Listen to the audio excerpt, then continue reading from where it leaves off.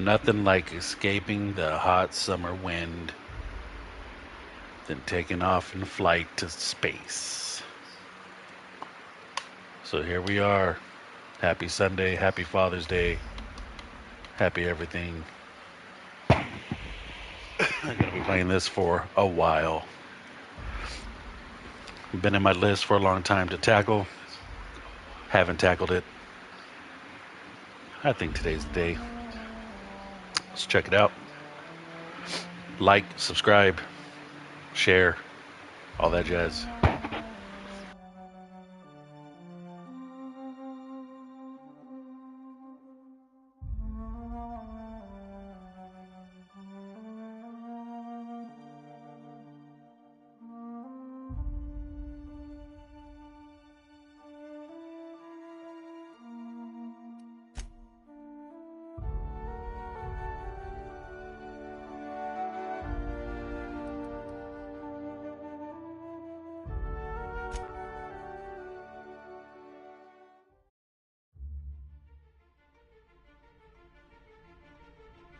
Why stay earthbound when prosperity awaits you in the stars? Come to Halcyon, the only colony on the edge of the frontier, owned and operated by corporations. A trip of 10 short years will feel like mere minutes, thanks to the comfort and safety of your very own hibernation chamber. You'll wake up in a perfect society designed to maximize your productivity with guaranteed full employment. With only a minor term of service, you will become the master of your own destiny when you go out of this world to the Halcyon colony.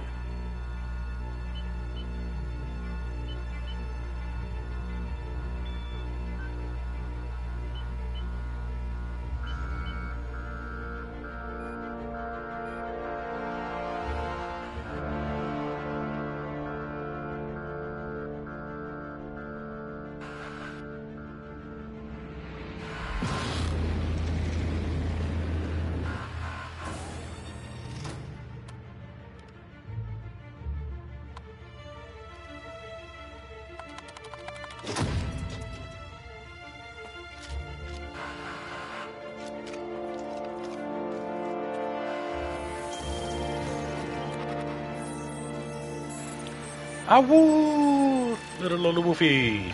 Awoo! God.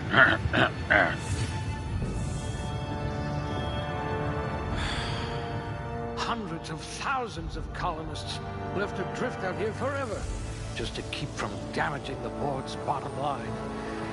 Yeah, man, come back. We need you.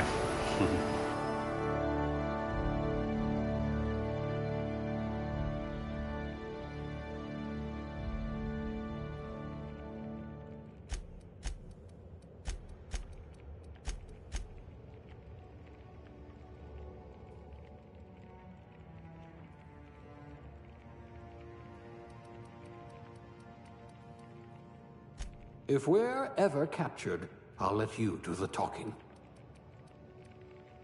Ah, a fellow tinkerer.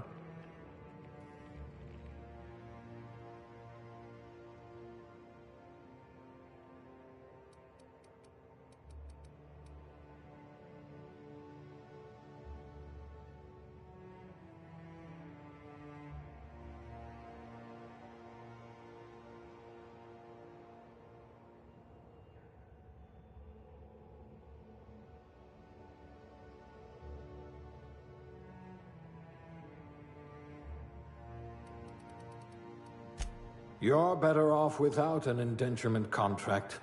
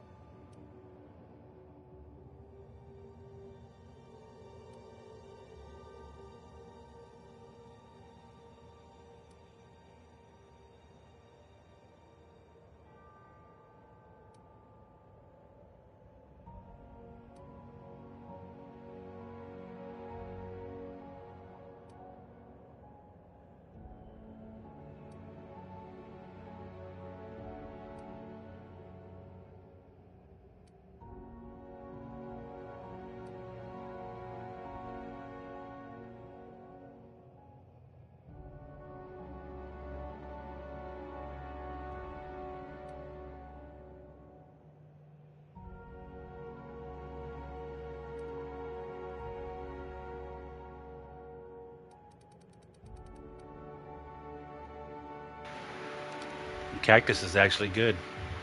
Nopales. Some good stuff. Good eating. This guy is gonna be 11. Oh shit. Everything 11.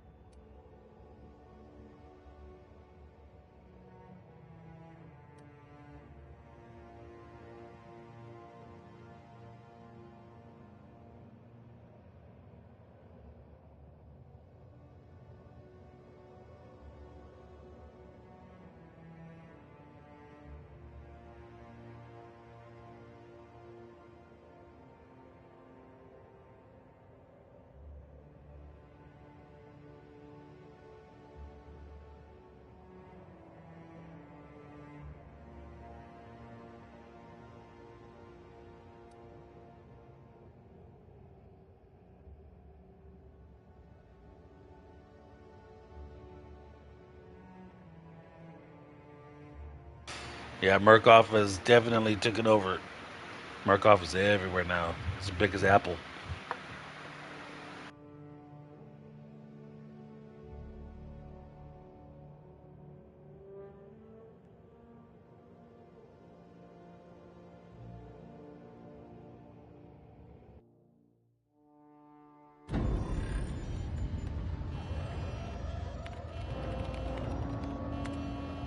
Looks to be your lucky day, my friend.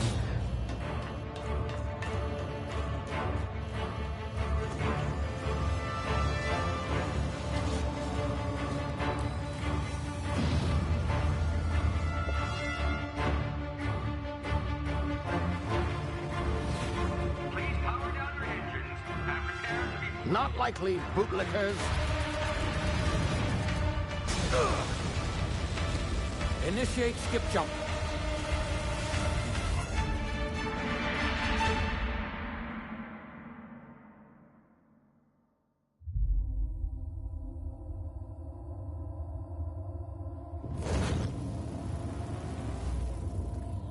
Status. Structural integrity down 25%. Power levels down 10%. Drive Shit. inoperable.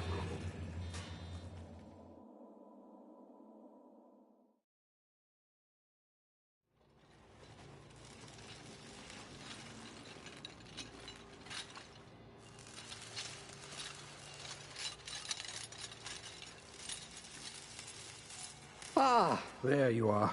Wondering what's going on, eh? Bit of bad news there, I'm afraid. Your colony ship was inexplicably knocked out of skip space and forced to complete its journey at sublight speeds. This means that you and every other colonist on the Hope have been in suspended animation for 70 years, give or take. Normally, reviving someone after so long leads to some quite horrifying results. It's called explosive cell death, but it's really more of a liquefaction. Something wrong? Oh, yes, well, not to worry. I've pumped your body full of a special concoction I devised to keep you from dying so horrifically. Hopefully at all, but I guess we'll see, yes? Unfortunately, I used the last of my chemical supplies saving you. I know it's a lot to ask, but I must have your help securing more if we're to save the rest of your fellow colonists. I'd see it done myself, of course, but the board has a sizable bounty on my head. Now, my ship is inoperative, but I've managed to hire a smuggler to help you out. He'll be... Oh, I see we're in position. Good luck!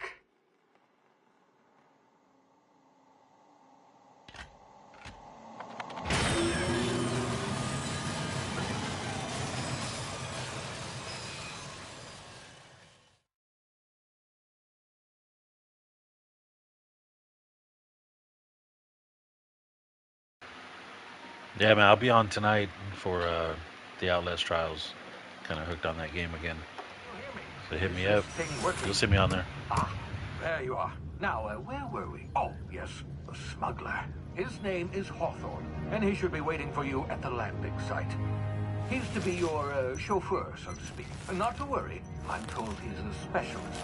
Dashing gunslinger, one-of-a-kind ship, that sort of thing. You'll like him, I'm sure. I've also outfitted you with a simple wireless monitor, so I can track your progress. I'll check in with you as soon as you land. Good luck. All the colonists are counting on you.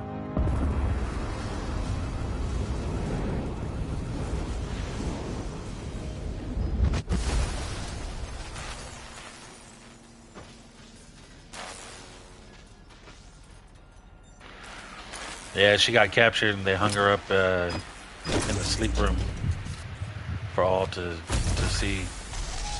Basically as a warning, don't ever do that shit again. Ah, you've landed. Good. Hawthorne should be close by.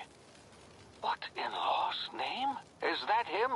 Oh, that idiot. I told him to plant the beacon and move away, not stand there holding it. Oh well, no sense in letting his ship go to waste. Hawthorne won't mind you taking his ship. Better you than the board, huh? Not sure I trusted the fellow. Might have gone after the bounty on my head. Shame about the whole squashing thing. Yeah, made an example out of her, for real. But she's not there no more. Now we're doing the Prime trials, where all three Prime assets are roaming around. And sometimes that Jaeger. Gotta love the Jaeger.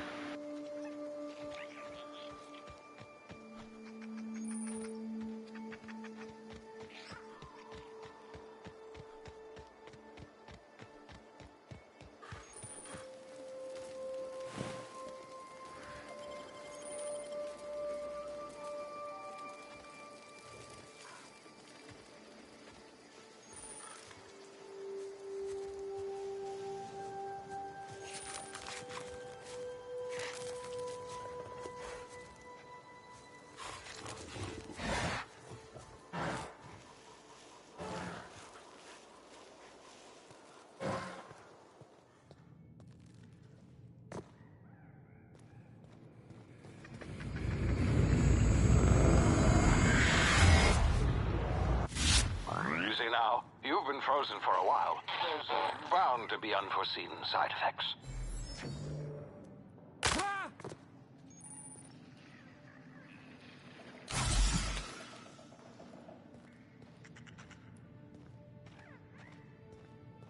Hey, you, come here.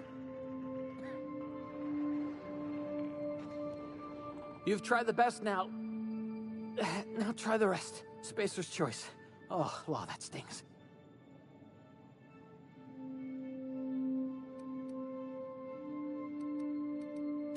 Oh, we're all part of the Spacer's Choice family here. Not that I deserve to be. Can't even deliver a company slogan. We were out on patrol. I saw a marauder camp up in the hills. Thought I could take them. Then my gun misfired. Right through my side. I mean, what are the odds of that, right? Just barely scraped by with my life. Crawled in here and blocked off the exit with those canisters.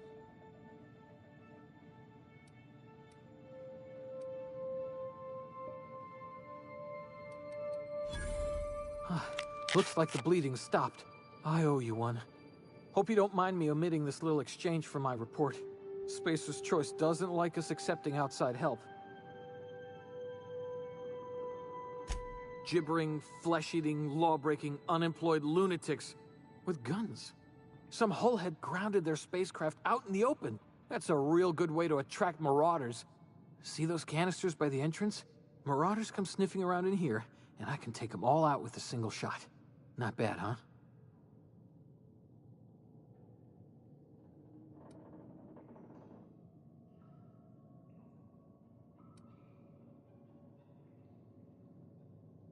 Yeah, you sound a lot like my lieutenant. Here, hope this gun serves you better than it did me. Here, you can have my saber too, for patching me up and all. All Spacer's Choice weapons are now 30% less likely to malfunction. You've tried the best, now try the rest. Spacer's Choice. Yes, nailed it that time.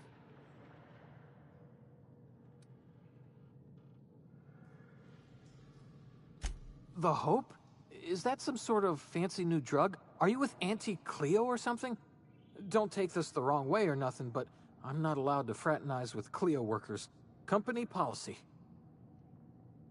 You hit your head or something? You're in Emerald Vale. We're a Spacer's Choice community. Edgewater's a little ways down. Prettiest place in the Vale. Be sure to stop by a provisioner's for a can of our famous salt tuna.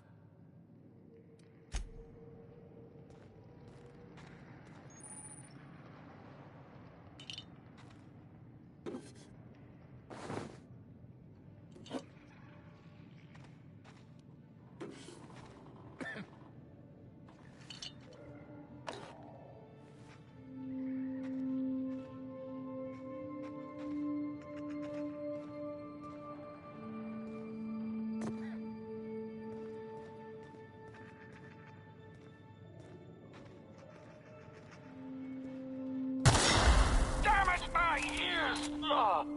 Oh, what just happened? Can you hear me? What in the hell?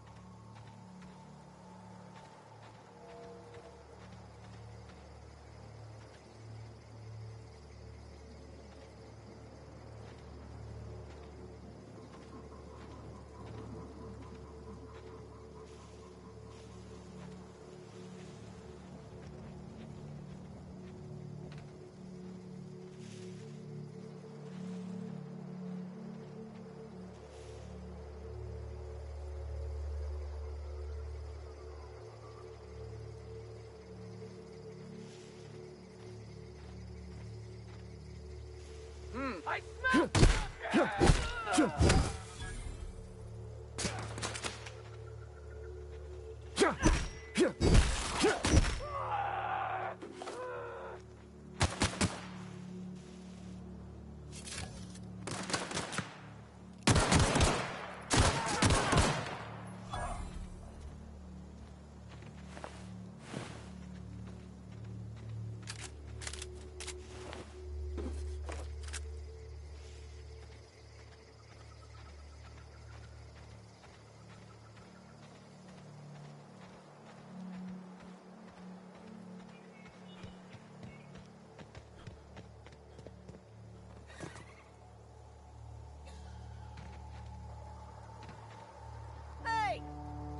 here before you get yourself killed?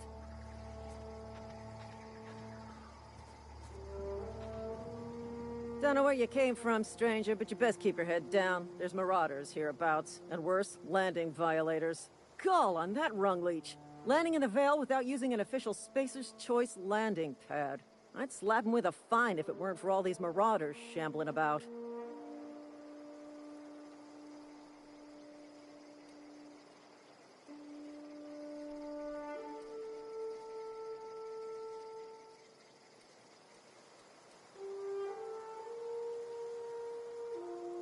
You pulling my limb?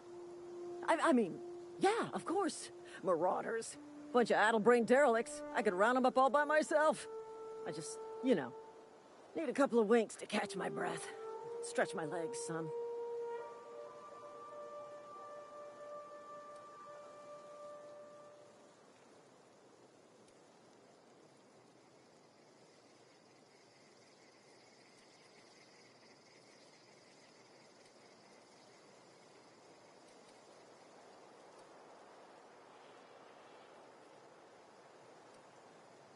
Well, sometimes. Management's real good at cost-benefit analysis. But, seeing as I'm the acting manager in this situation, you know what? You're right. It's time we cross those marauders off, find whoever owns that ship, and file a full report. Then it's gonna be fucking laminated. Here we go.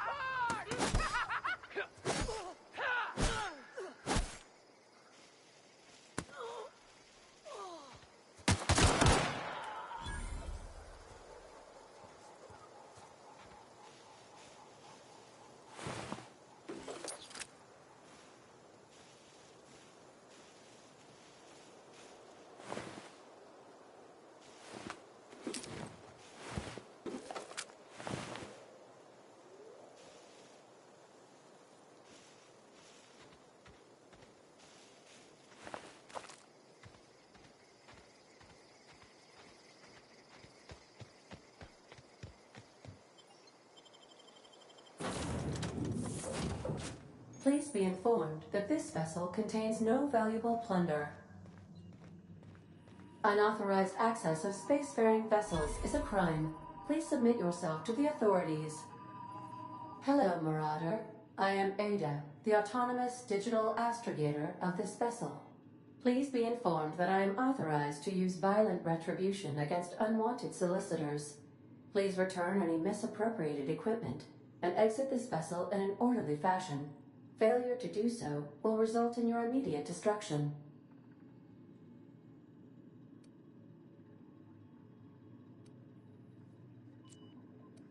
Jettison procedures initiated.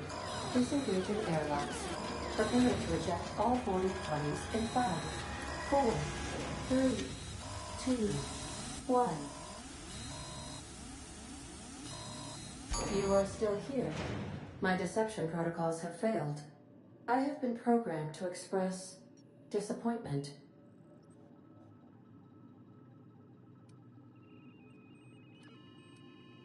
This vessel is the registered property of Captain Alex Hawthorne.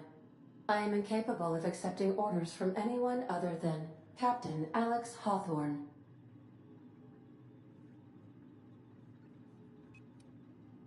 I understand. I will require some time to process this information. Thank you for your patience and for your honesty. I am programmed to take orders exclusively from Captain Hawthorne. If I accept your orders, then you must be Captain Hawthorne. Do you understand?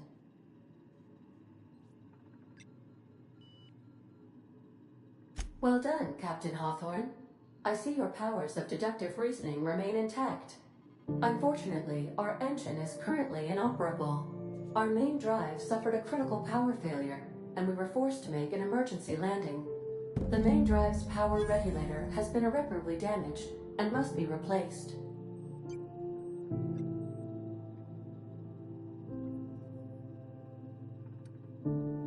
Astutely observed.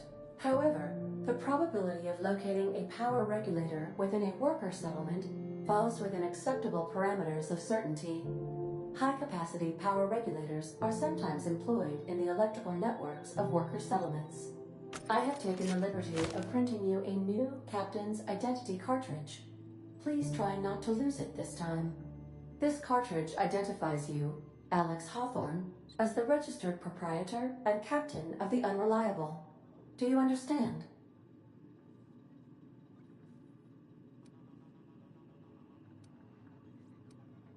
Thank you. I appreciate your cooperation. Best of luck in your search for a power regulator. Try to stay alive this time. The navigation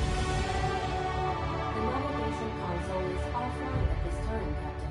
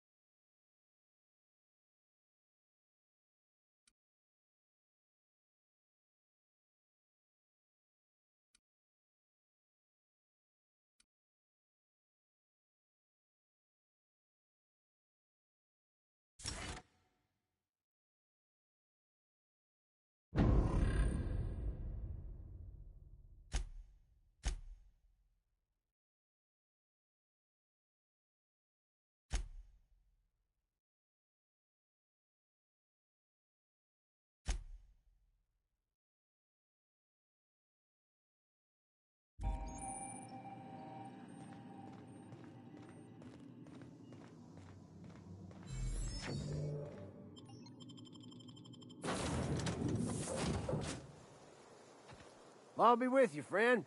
I'm Ernie, from the Spacer's Choice Department of Human Resources.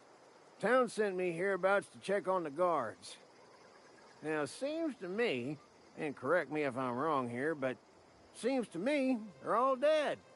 Mind telling me what happened here?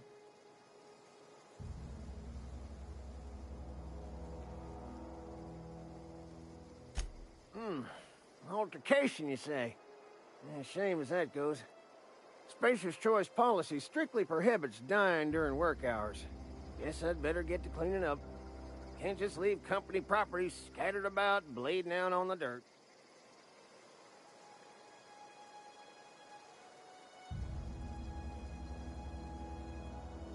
No can do, friend. That armor's Spacer's Choice property. Bodies, too. Living or otherwise. Company policy, you see.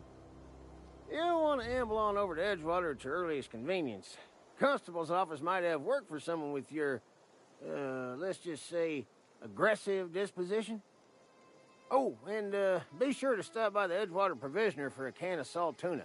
It's not the best choice, it's Spacer's Choice.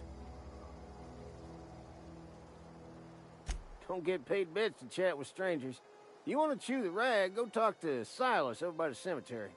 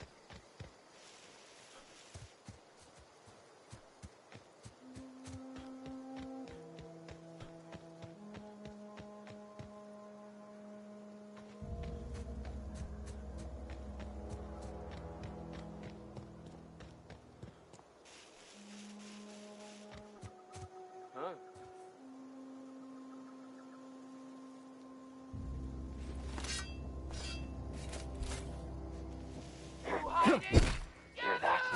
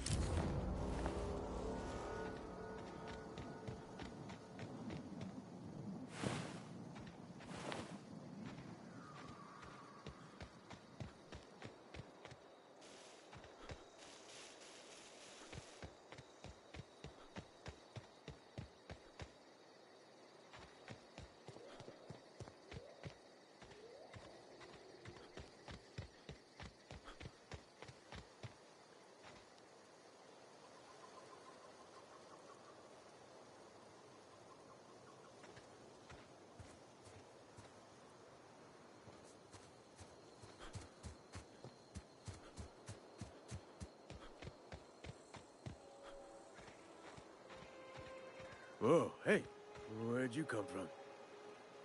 Running around in a marauder's attire. You're liable to give some people the wrong idea. It's in poor taste.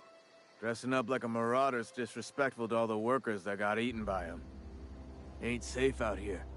You'd best head into town. Avail yourself of Edgewater's high walls. And low prices.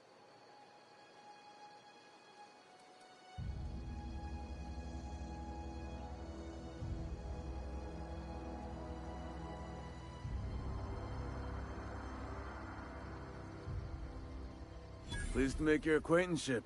I'd shake your hand, but I've been hauling corpses. You don't want none of that on you. Name's Silas. Junior in humor for the town of Edgewater. We're all part of the Spacer's Choice family.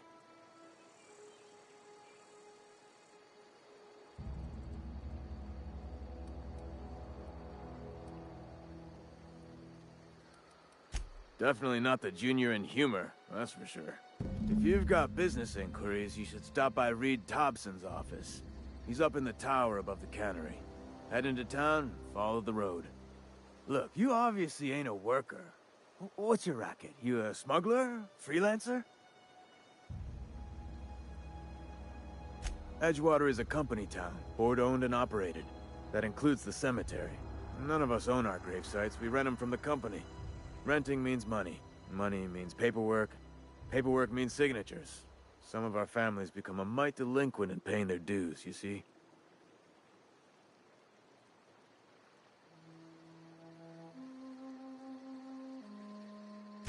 Four workers still haven't paid up. Phyllis, Conrad, Ludwig, and Martin Abernathy. He's a special case. You may want to twist his arm a little. Conrad's got a barbershop in town. Phyllis works at the cannery most hours. Abernathy... I ain't seen him in a few days. His domicile is near the cannery. You'll find him in town. All except Ludwig, that is. He's over by the landing pad.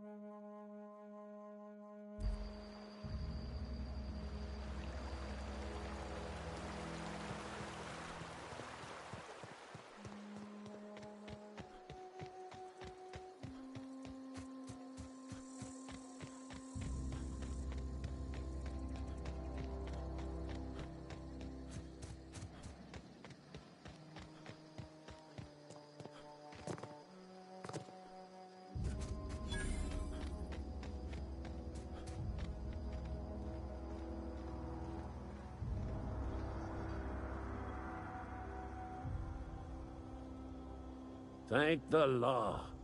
I've been requisitioning backup for months. Guess the boss finally came to his senses. You ever swung a truncheon? Let me see your rifling stance. I want to make sure you're up to snuff.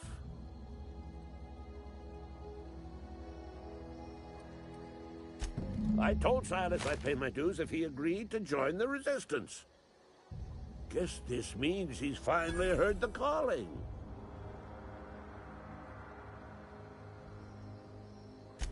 The war, the coming apocalypse, man versus machine. I'm talking about mechanical soldier. Cold, heartless automatons made of iron and lies. That's right. That's what I've been saying. We gotta square our shoulders and stand ever vigilant.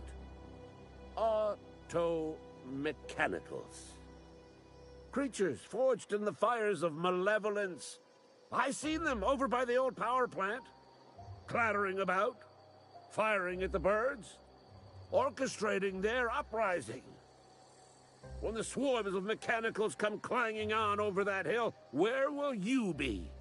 Cowering beneath your cot? Or standing, shoulder to shoulder with the Resistance?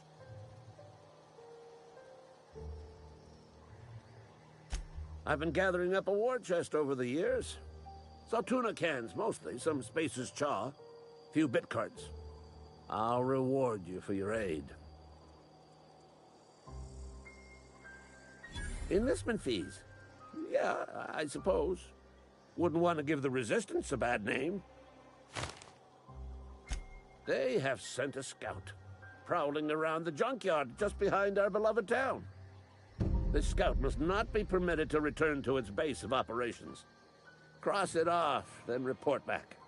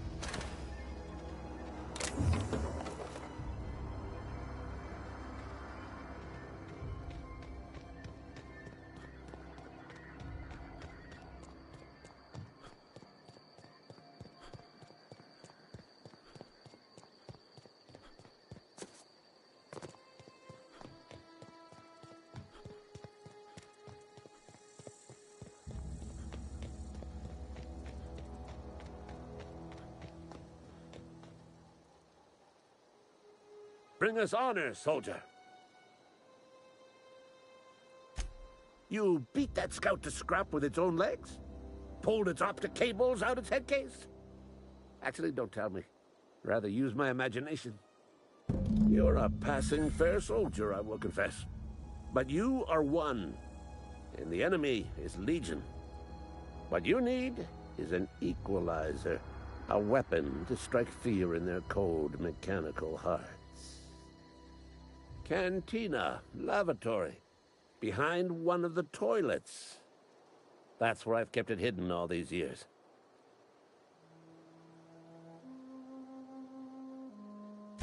Sharp, ain't it? The lavatory is the very last place a mechanical has need to enter. On the double, soldier. Don't want the bartender poking around in there with a mop.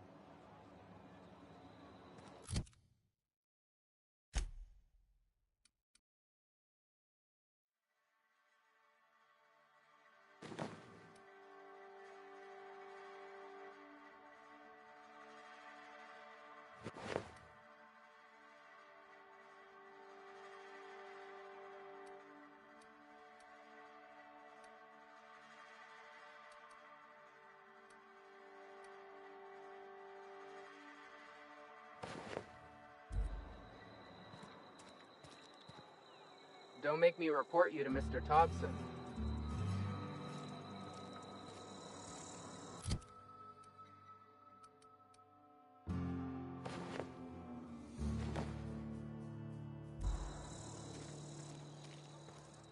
Got my sights on you.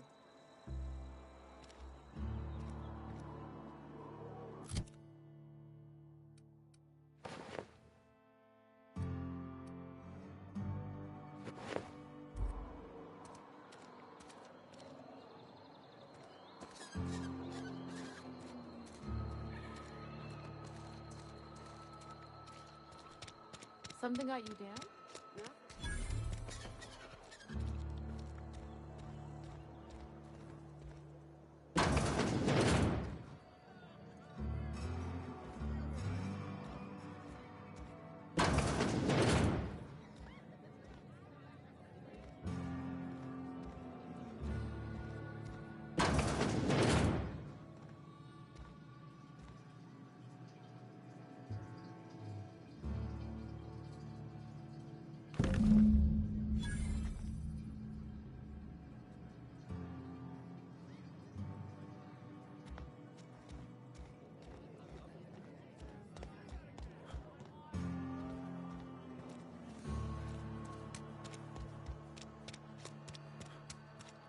Wonder if the plague's ever gonna pass.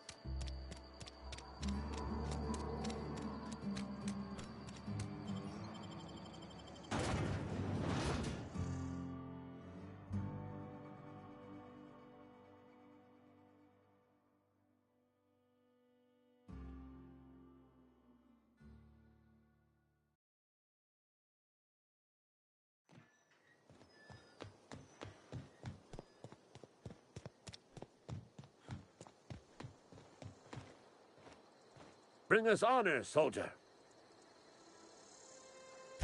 Feast your eyes, soldier. This here's a genuine Spacer's Choice injury customizing unit, designed to deliver a lethal blast of electrical discharge. I call it the Hand of the Law. You ever want to see a mechanical flailing around like a grounded fish? You stick a couple thousand volts in its guts. With compliments from old Ludwig. Fun. This ain't some quarterly performance review, soldier.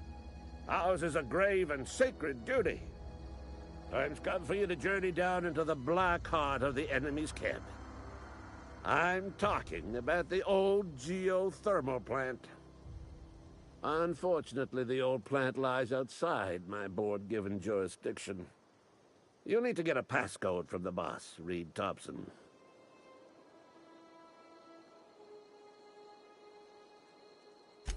I need you to get us the brain of a mechanical. Well, not exactly a brain. Anatomically speaking, what we're looking for is a logic module. If you die horribly, I will pour out a can of zero-G to your memory.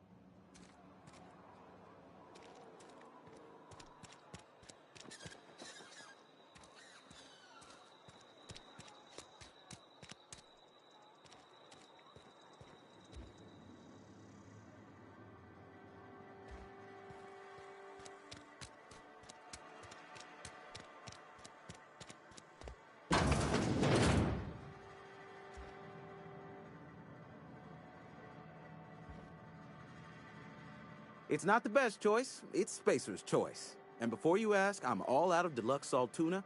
All I've got is gourmet.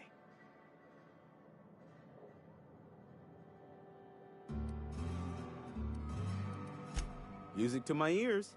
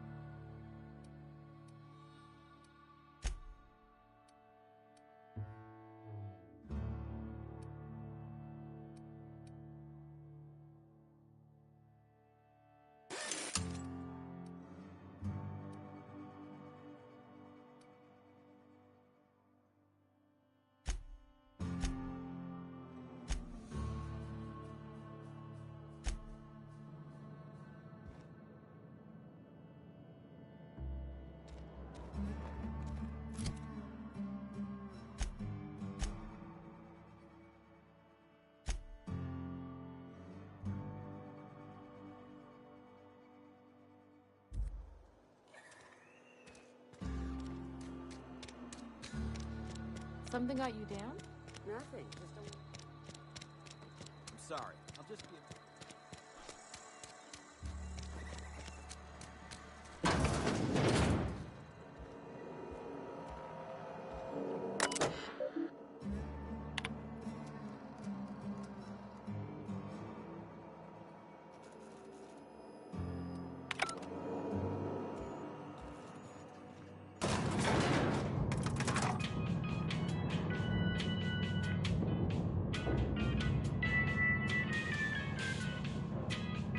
Miss Holcomb, I need to explain this to you. The grease monkey, Argo? I'm sorry, Mr. Thompson, sir. You asked why it's taking so long to fix. The answer's technical. Don't apologize. Just try using small words for me. The cans bust open in the oven because she's set to cook saltuna, which isn't what we've got. Mr. Thompson? I think there's someone here to see you. Focus, Miss Holcomb. You and I are still talking. Let's start over. Walk me through the process. Show me where it's going awry. Well, sure. It's, mostly on account of what we're feeding into the mechanism. It puts food in cans. We have food, we have cans. Why won't it work like we need? She's expecting saltuna of a certain size. We're filling the cans with, well, not fish.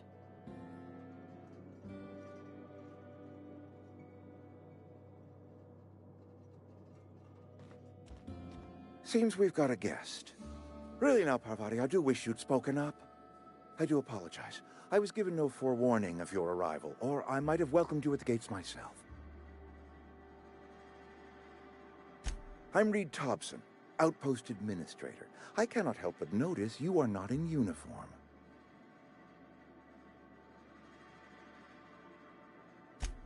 Yes, so it dawns on me. Seems I allowed my excitement to run away with my wits. Been a few seasons since we've had a visitor pass through.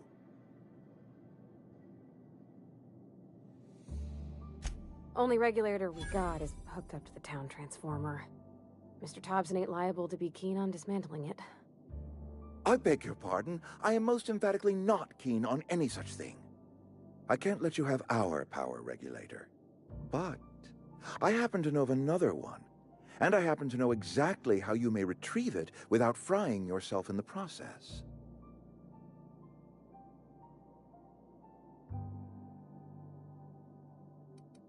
My proposition benefits the both of us. Please, hear me out. There's a power regulator in the old botanical lab. It's mostly abandoned, so all that power is being squandered. Go down to the geothermal plant. Reroute power from the botanical district over to us. Once their power's shut down, you can have their regulator and be along on your way.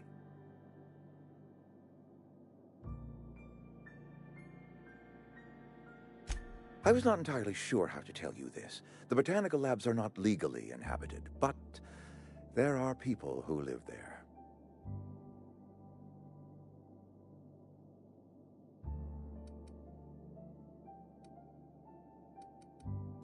The people living in the botanical labs, they're deserters, former workers. I need them back at their posts. I need them to come home. My hope is that by cutting off their power, you will convince those deserters to come back to town. Before you go to the plant, I want you to stop by the botanical lab. Speak to their leader, Adelaide. Tell her the power's about to go, and that it's time her band of deserters came back to town.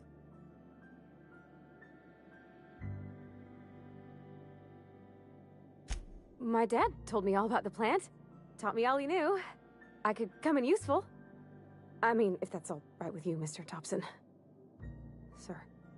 I hesitate to part ways with Miss Holcomb, but I cannot deny that she is talented, and may prove useful to you. You will need an administrative passcode in order to enter the plant. I am trusting you with mine, and trusting Miss Holcomb to guide you if you'd like.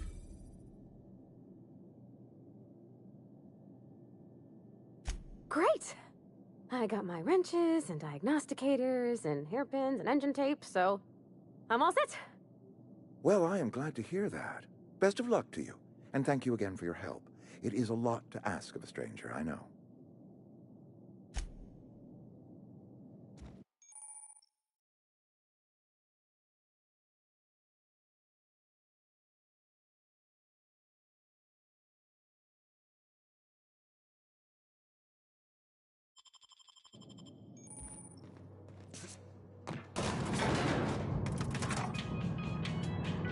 We better clear out of Mr. Thompson's office before we talk.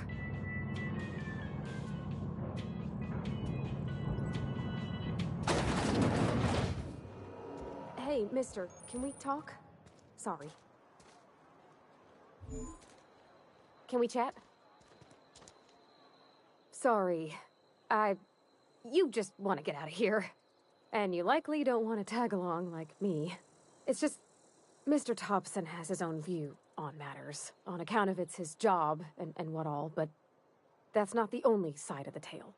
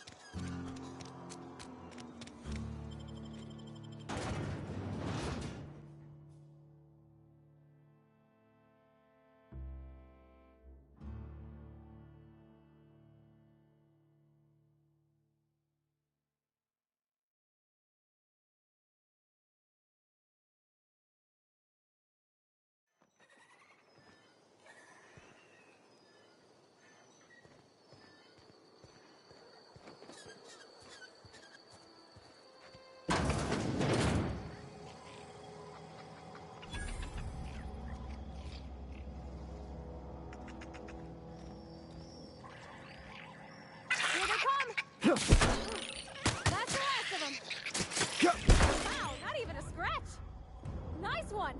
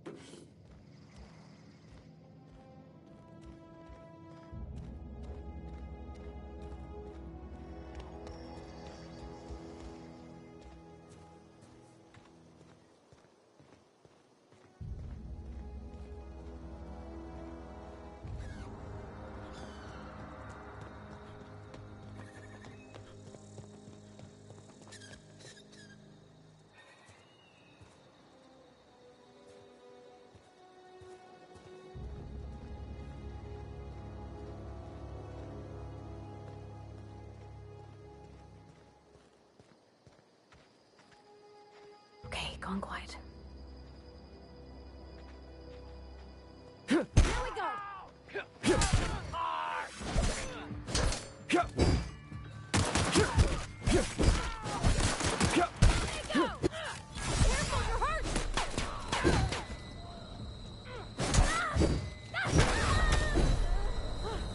That's the last of them!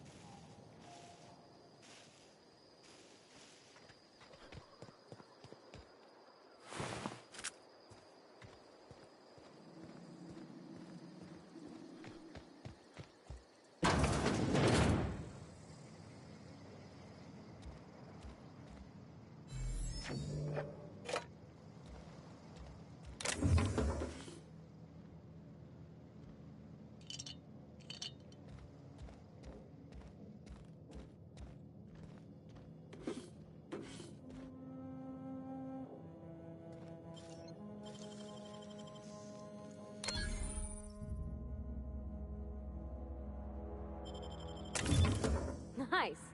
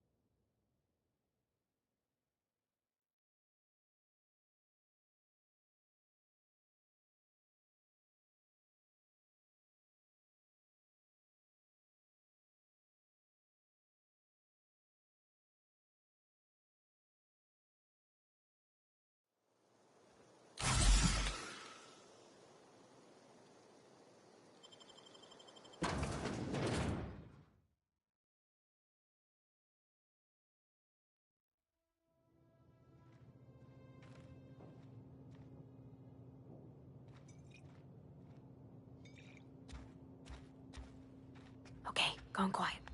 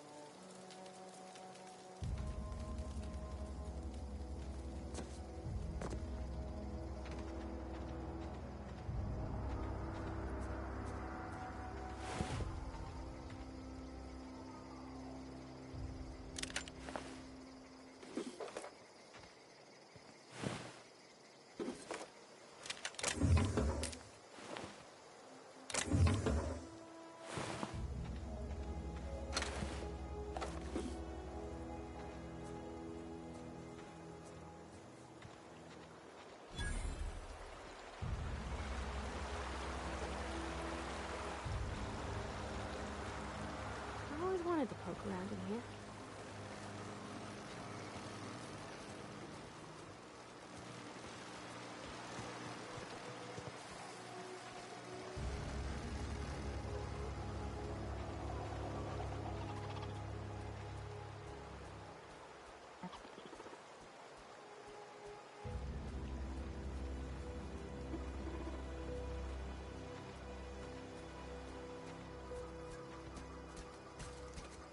Shh.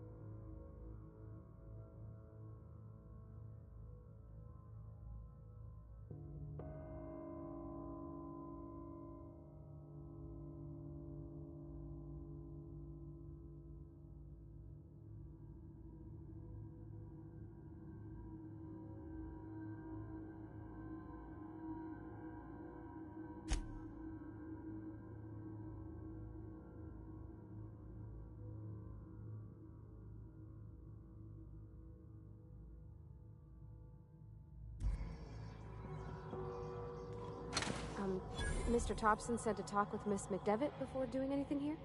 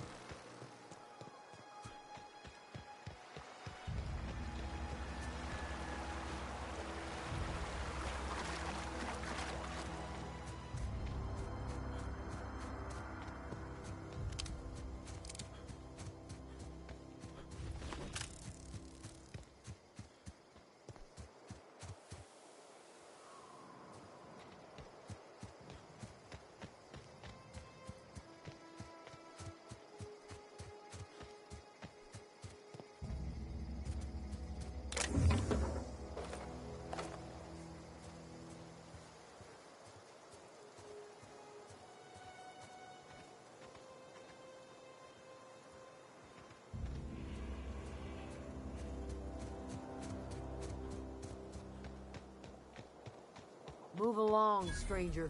We don't want any trouble. I don't know you. Whatever you're looking for, it ain't here. Move along.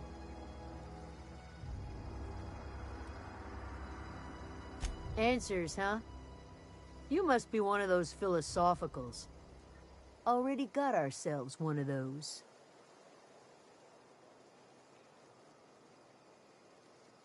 Yeah, that's us. And you can tell Thompson we're doing just fine by ourselves.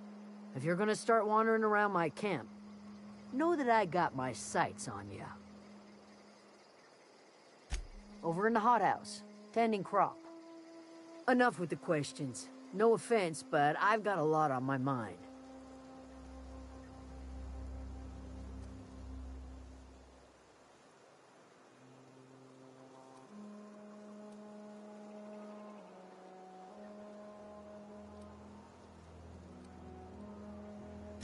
Much obliged.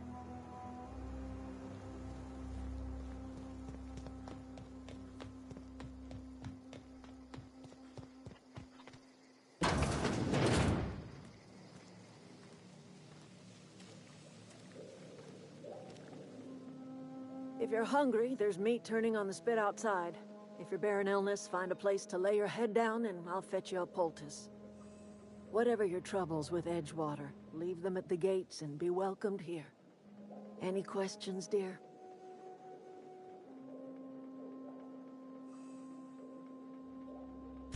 I have been called that, among other things. Green Thumb, grandmother, the strange old lady who keeps flowers. But yes, Adelaide will do just fine. Excuse me, Miss McDevitt? Sorry, it's just... You got such pretty trees in here. Why, thank you. You're Robert's girl, aren't you? I remember when you were but a sprout. Thomas speaks of you often.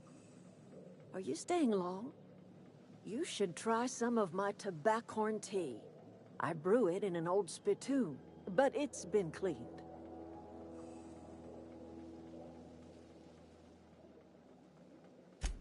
Reed Thompson? You here on behalf of that cold-eyed reptile? Let's hear it. What's Reed's idea of peace, then?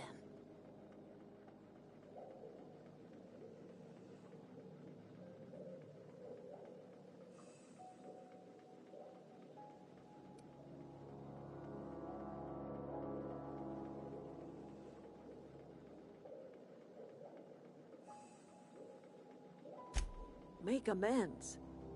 Spare me. Only thing Reed knows how to make is a mess. Like everything else that comes out of Edgewater, that peace offering is canned. I and my own are living just fine out here by ourselves.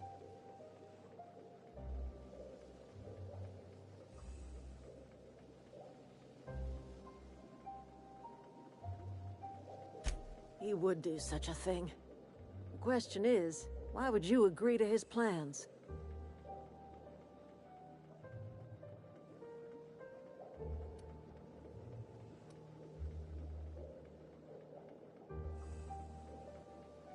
Cannery's got a regulator.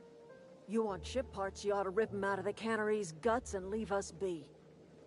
If you're going down to the plant, you should divert power away from Edgewater and toward our end of the grid. Think about it. You'd be liberating an entire town from a lifetime of service to that odious cannery. Seems the sort of thing a hero would do.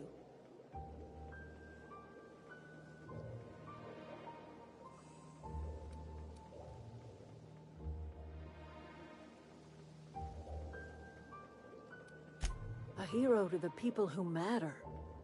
To us. To the ones who come around. To the ones you save. Reed will never understand. He has been too long inebriated on the wine of corporate culture.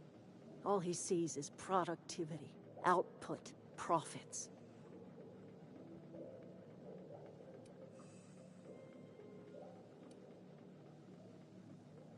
Life in Edgewater grinds to a halt. The cannery shuts down, workers desert in droves, and our own little camp grows and thrives. You bring power to Reed's town and you'll be killing us. Reed knows it. He's counting on it. You've seen that miserable excuse for a town with your own lamps. Hollowed out workers laboring their lives away at the cannery, living off whatever scraps Spacer's Choice throws them. You know that's true, don't you, Ms. Holcomb? Your father died of overwork. His heart gave out. He was tired all the time, sure, but he was old, ma'am, and he raised me all by his lonesome. Look what they did to this child. Lost her family to the company, and still she defends them.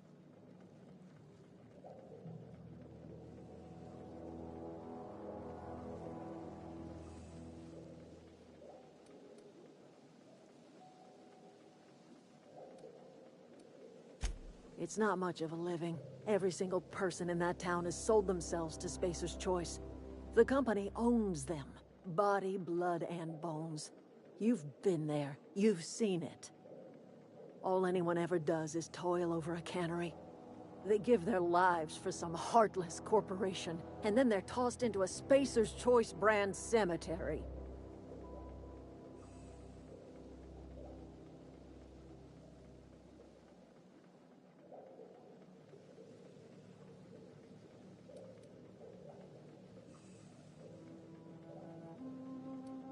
Life in Edgewater grinds to a halt. The cannery shuts down. Workers desert in droves. I trust you will listen to your conscience.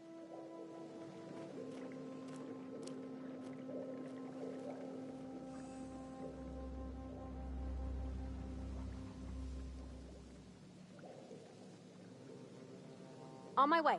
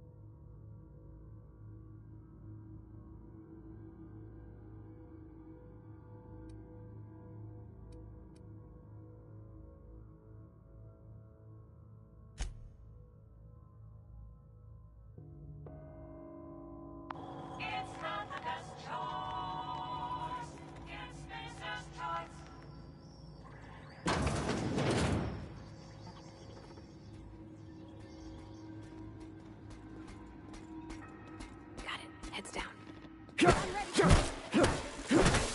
Don't mess with us.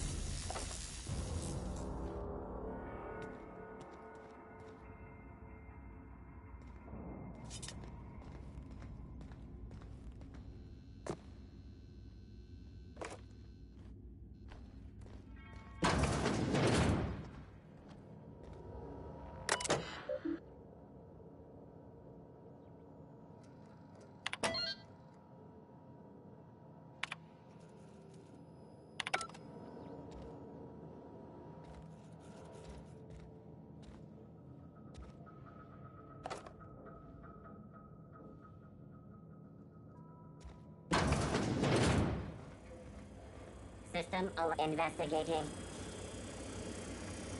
Here they come! That's the last of them!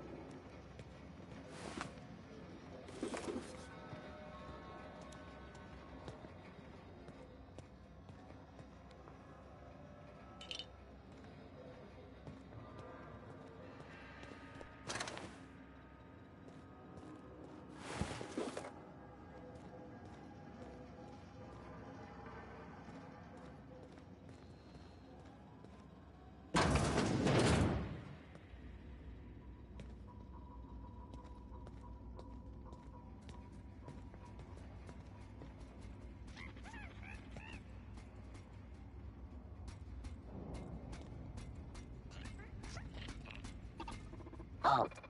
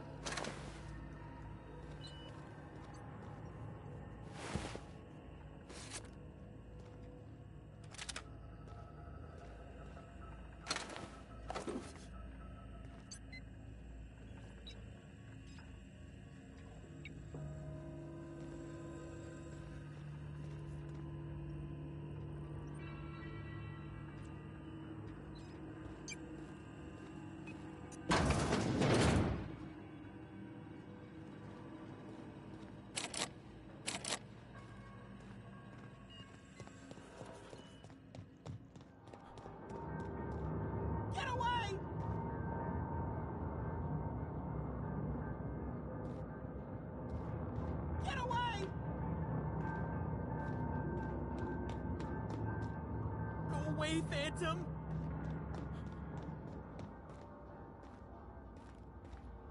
Go away, Phantom!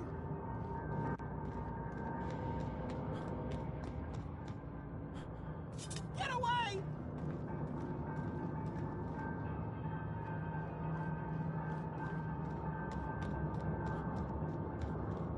Go away, Phantom! Go away, Phantom!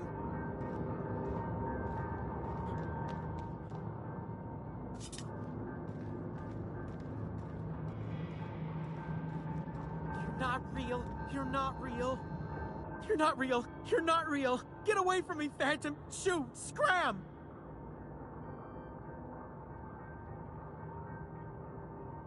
You can talk? The Phantom's never talked before. I knew I shouldn't have eaten that sprat raw. See? See, Higgins? This is why you must always boil your sprats before ingesting. Of course. Do excuse me. I experience brief flashes of mania during which I am visited by the phantoms of my imagination. Chester D. Higgins. The D stands for definitely not insane. I use it as a reminder.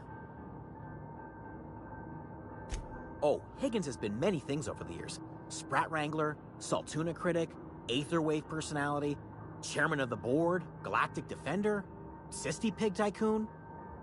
I've come a long way for someone who started off as a simple engineer right here in this plant. I specialized in automechanicals, drones, sentries, repaired them, maintained, upgraded, did it all from my old workroom just over in the next section. Look, I don't want to fall into any trouble with the mechanicals. If they wise up to our plans, they will come for us. With prodding irons.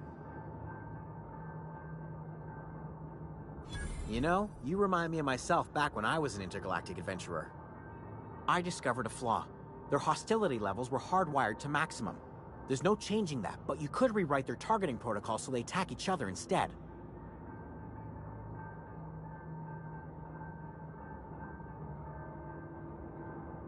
Yes, that's exactly it.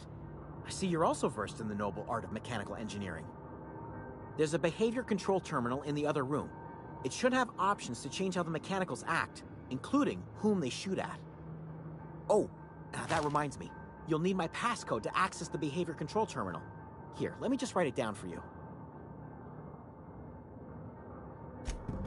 Funny thing, I was working on a logic module just before the mayhem started. Security chief found me and confiscated the logic module. The tail. Definitely start with the tail. If you're feeling adventurous, the ears are a particular delicacy.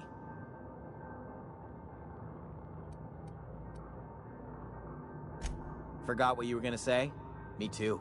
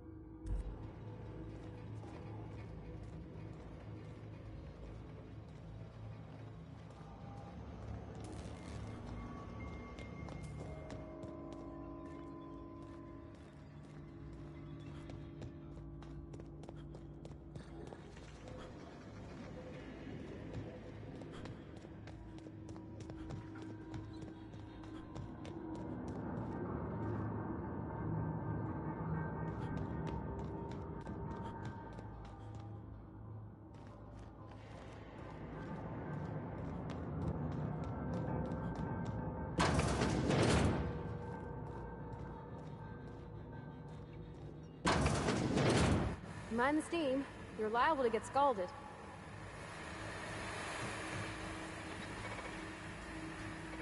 System. Here they come!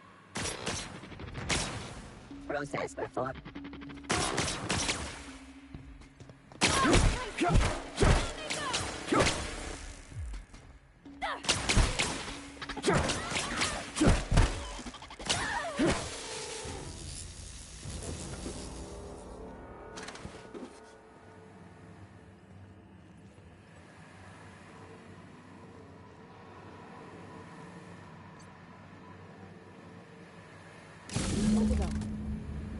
If we send the power to Miss McDevitt, what happens to the Veil?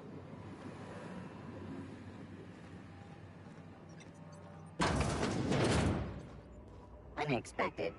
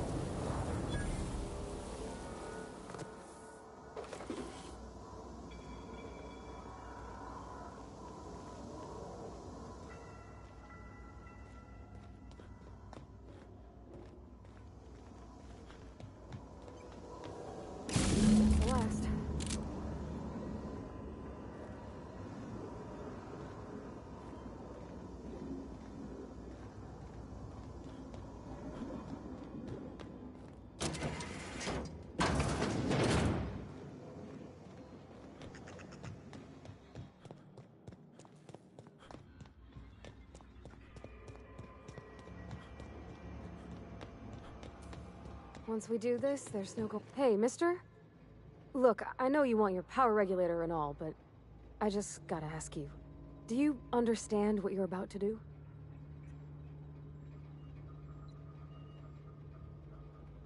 I don't think you should cut off Edgewater's power. I think it would be cruel. I'm sorry. That just sort of came out all at once. Edgewater's hurting. We've been losing workers year after year, and corporate hardly ever sends replacements. There's barely enough Saltuna to fill our bellies anymore. But the town's got some good people in it. Decent, hard-working folk just living their lives the only way they know how. They don't deserve to be punished.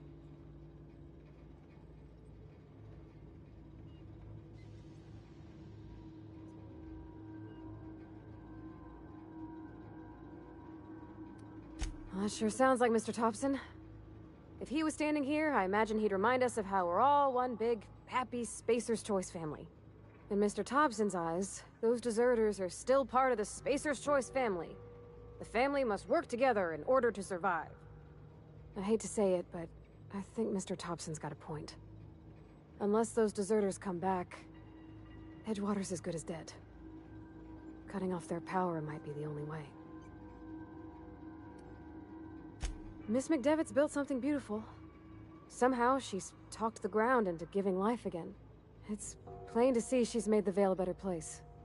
Fed the hungry, tended the sick. Gave a home to those that had none. But Miss McDevitt delights in Edgewater's suffering. She wants to hurt the town. Do you really want to be party to that kind of hatred? Sorry, I didn't mean to babble on like that. I felt like I had to say something.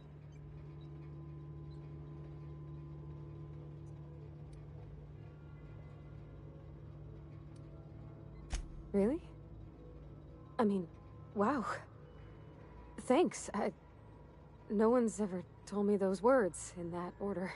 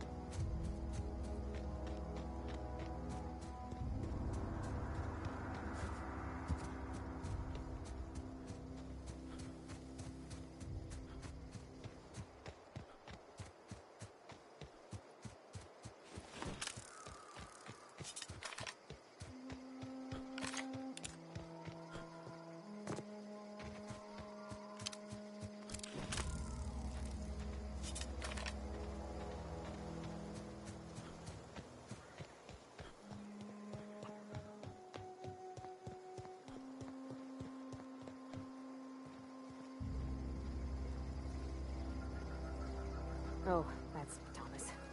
He used to follow me around before he left the cannery. See what happened? Everybody keeps staring at me. It's not my fault the power's dead. Whoa, Miss Parvati. You're, what, how are you? Hi, hello.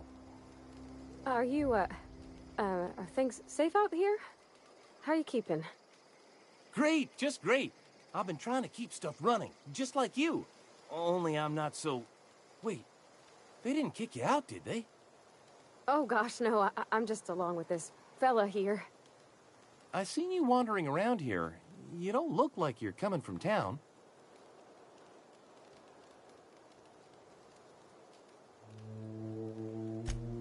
Sorry, I just wasn't sure if you were from town or if you were one of us. Something's been chewing at me, you see. Fact is, I've been, well, lying. To everybody here. Camp thinks I'm a mechanical genius, but I couldn't fix a busted chair.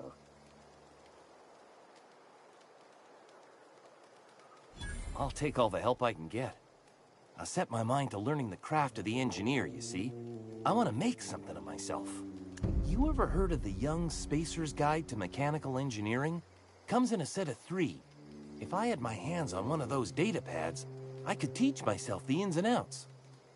Those are good. My dad kept a copy with him when he was working in the cannery. I know the old community center kept a copy. Should find another one back in town. If you could find me even one of those pads, I'd be greatly obliged.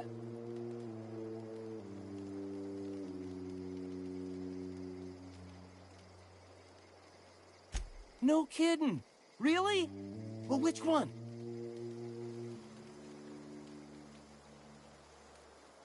Look at that! Building a computing machine out of Spectrum potatoes, a primer. I'm just glad it survived all these years. I appreciate you going through all that trouble. In fact, I put aside something special, on the off chance that somebody'd search out those data pads for me.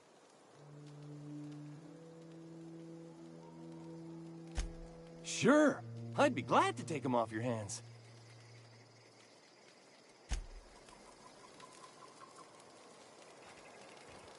Keep your wits about you, friend. Keep your wits about you, friend. I don't know how much longer we'll last without power. Marauders can't see us in the dark. Wild canids, on the other hand.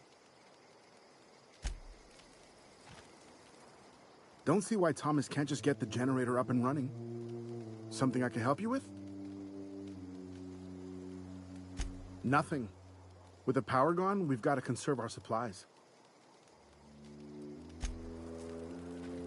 Keep your wits about you, friend. Keep your wits about you, friend. I don't know how much longer we'll last without power. Don't know how much longer we'll last without power. Keep your wits about you, friend. Any luck?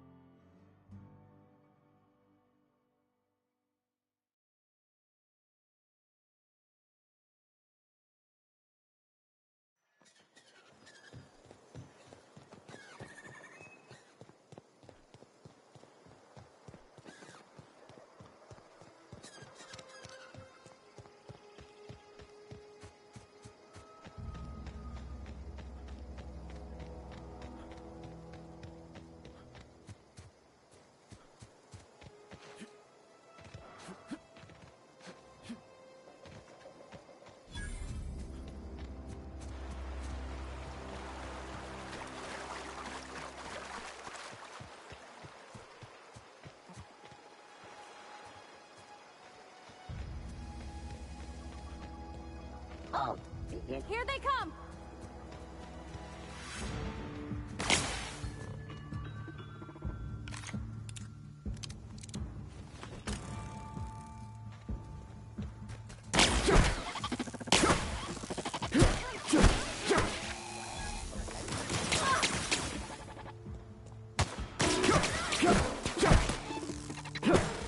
That's the last of them!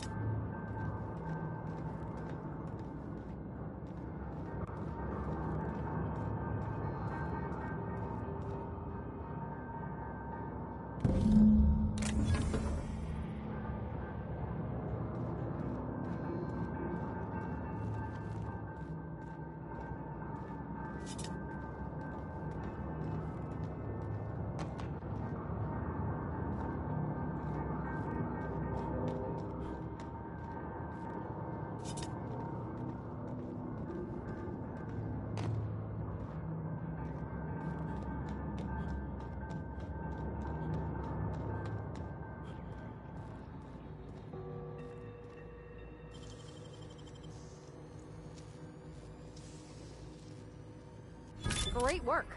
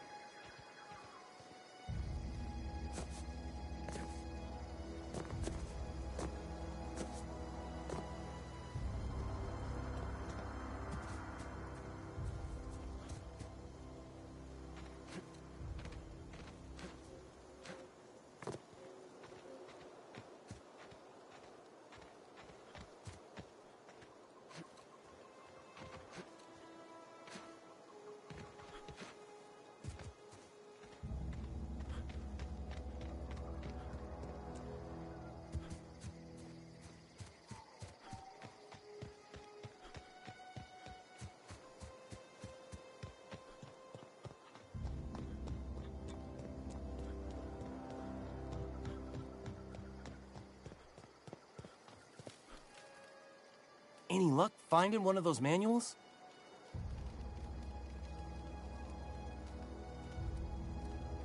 No kidding! Really? Well, which one?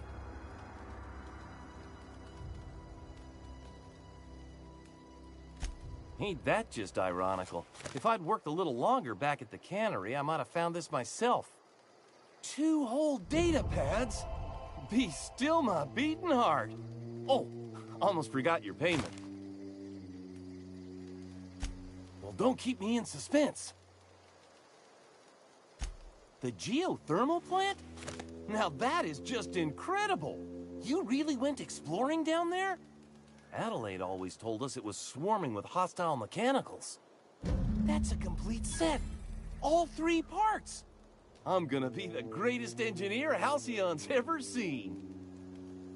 Aside from you, Ms. Parvati. I swear, I'll do you proud. I'm glad we could help, Thomas. I've been saving something for you. Just a little contraption I found. Should fit right into your outfit.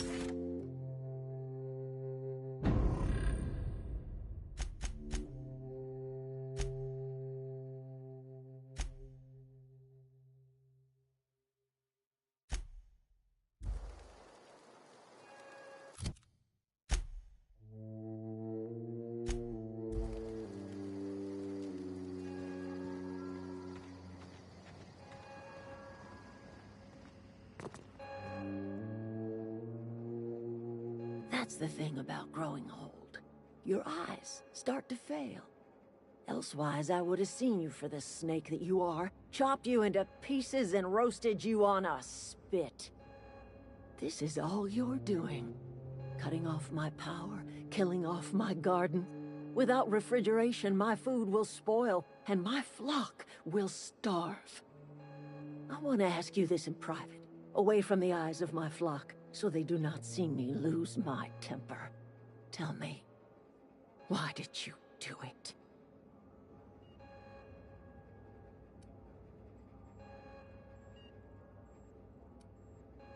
You know what? You're right. The Eternal made you a loathsome reptile, and it is not in my power to change the color of your scales. Go talk to Grace and Thomas. Look them in the eye and tell them their life here is over, and the only thing left to do is go back to Edgewater. This is now your responsibility. And you tell Reed Thompson that I will never return to Edgewater. I would rather die among my flowers than live under his management.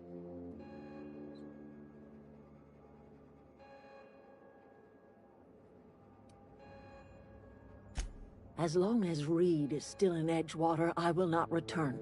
Those are my terms.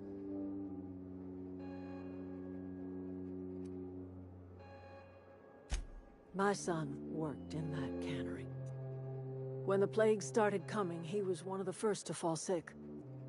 We had a store of medicine locked away, but Reed refused to treat him. Said my boy didn't deserve treatment. Said the medicine would have been wasted on him. So I buried my boy in the cemetery, gathered my belongings, and left. That's as much of the story as you need to hear. You offering to cross Reed off, huh? This some sort of twisted reparation for what you've done? Or you just looking for a chance to sow some chaos? Kill Reed if you must, or talk him into leaving if you can. He and I are not sharing the same four walls together.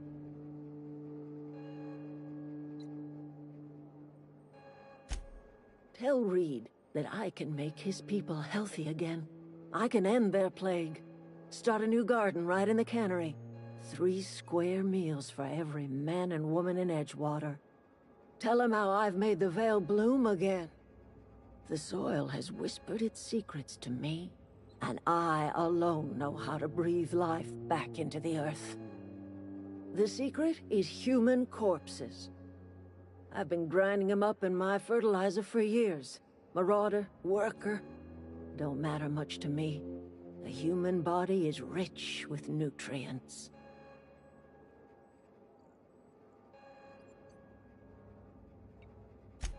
I have got a means to cure the plague, and I will not share that cure until Reed leaves town. Those are my terms.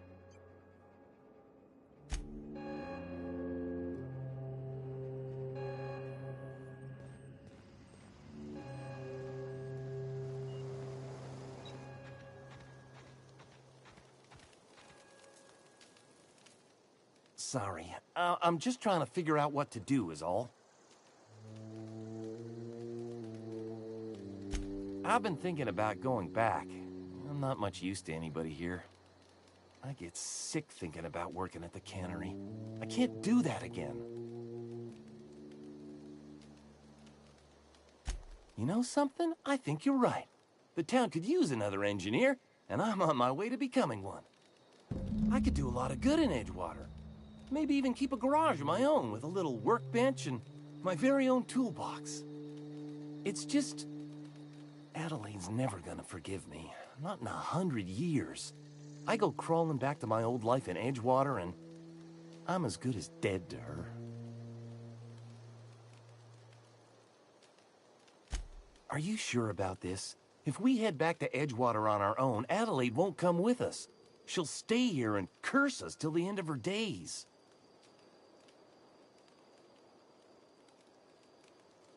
I expect we got no choice. Edgewater needs us back, and loath as I am to admit it, we need Edgewater. You okay with this, Grace? Zoe's still out there. Don't much care to leave her unaccounted. If you find her, could you let me know?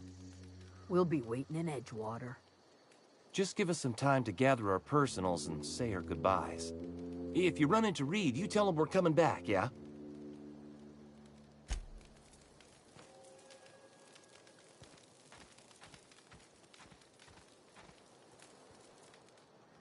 Back to the old cannery, huh? Don't know what else I expected. Yeah, Zoe. She's been gone a while now. I go looking for Zoe, I leave the camp undefended, seeing as I'm the only one of us who knows her way around a gun. Hence my dilemma.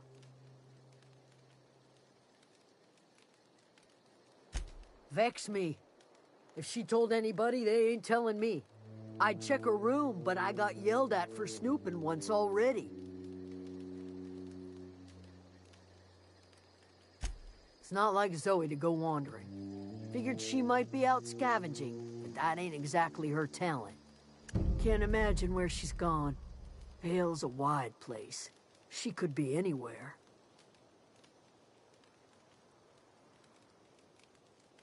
Could do without the gallows humor.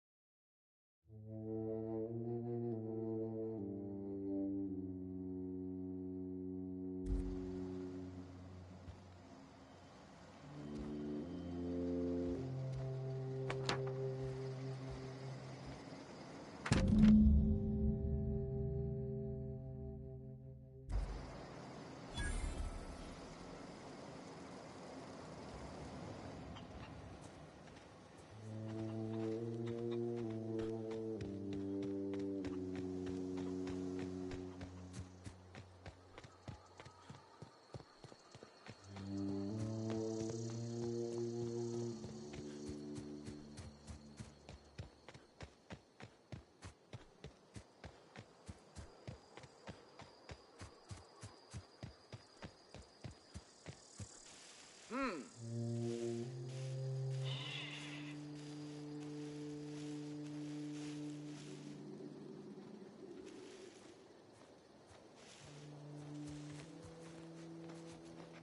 Here we go!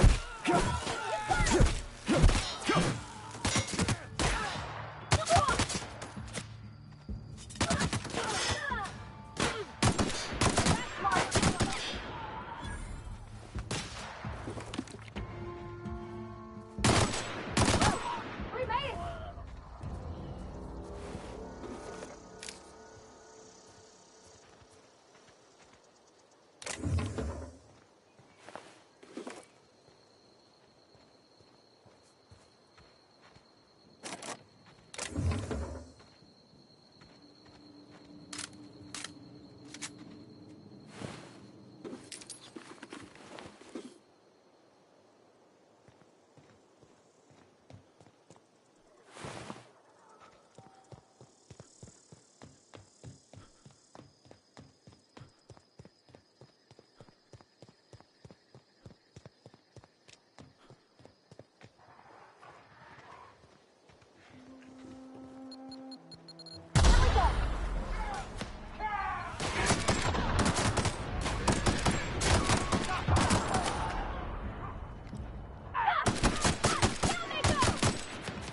Careful, you're hurt!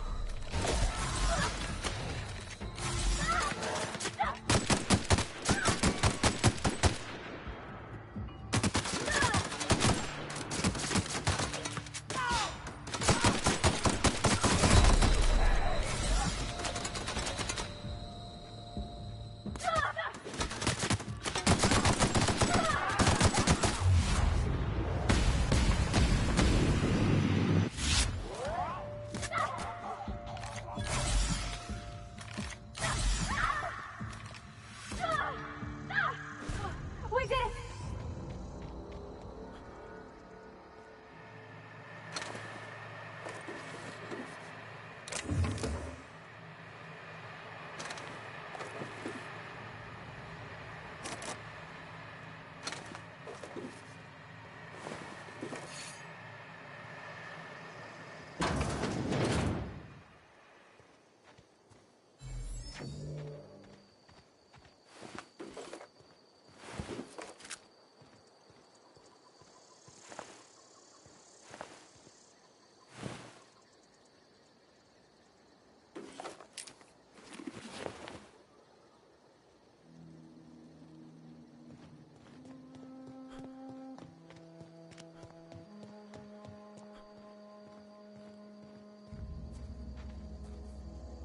Wow, you crossed them all off, like some sort of heroic accountant running down a list. Teach me your ways. What? You mean Adelaide's little congregation of nature-loving nobodies? I could not possibly be less interested in them. You, on the other hand, you were a sight to behold. If I had half your skills, I'd be the greatest outlaw the coast has ever seen. Why? Adelaide wants me back on garden duty or something? Thanks, but I'm not going anywhere. This is where I belong.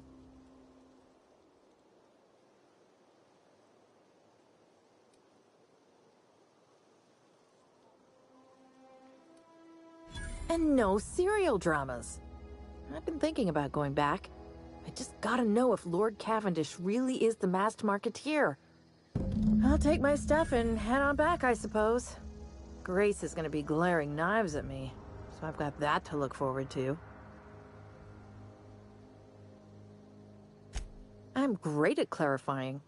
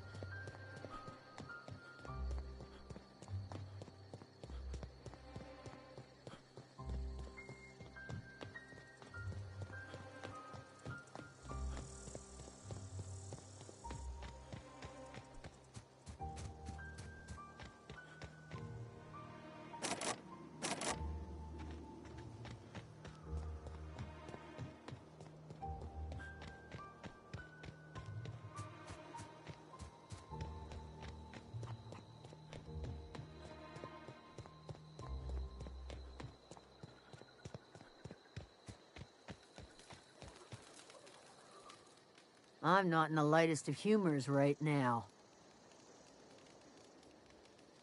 We didn't always get along, but I'm glad to know she's safe. What happened, anyway?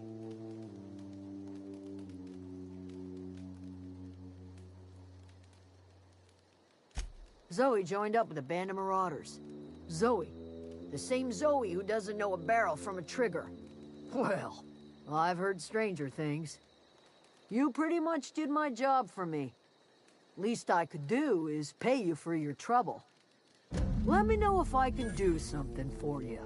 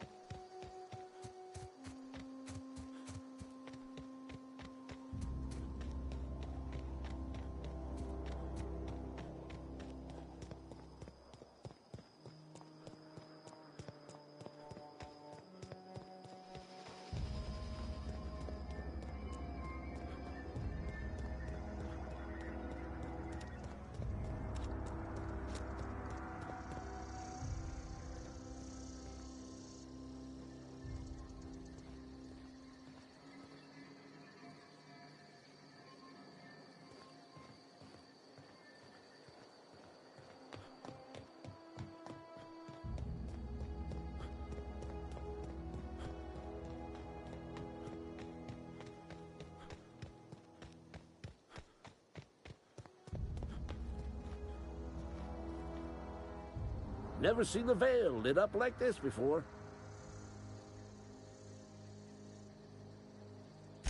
Bang up work, soldier. You're a credit to your uniform. Oh, that reminds me. Gotta look into getting us a uniform. So this is it, then. The key to humanity's victory over the mechanical hordes.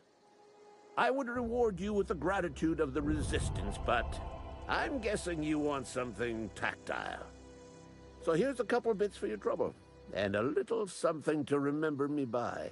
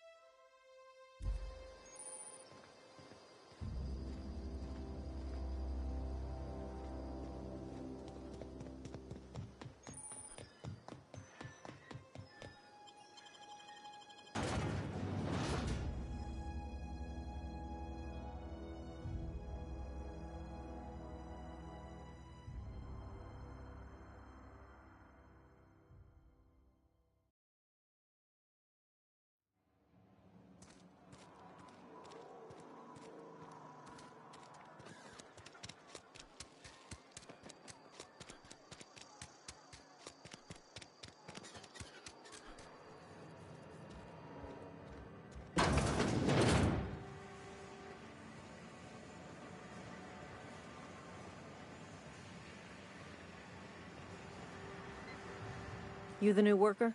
Whatever. Make it quick, Tenderfoot. I'm busy. Shit. Silas still on about that. Here, take the fees. I'd appreciate it if you didn't tell Reed I was late on my payment. Because they're not my fees and not my gravesite. Guy I worked with shot himself. I paid the bill.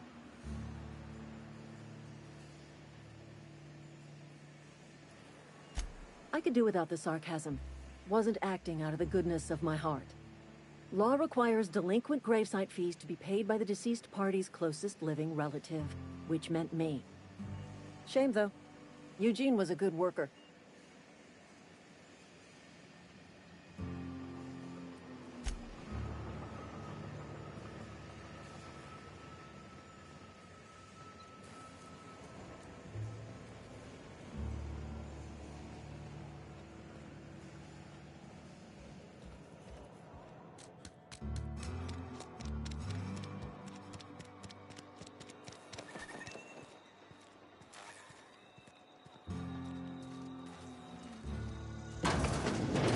Yes, Mr. Thompson. I'm... Whoa, did Mr. Thompson send you? Well, you tell Mr. Thompson I'll be right at my post. Tomorrow. Bright and early tomorrow. Because I'm definitely not plagued. As spry as a spring chicken. That's old Abernathy.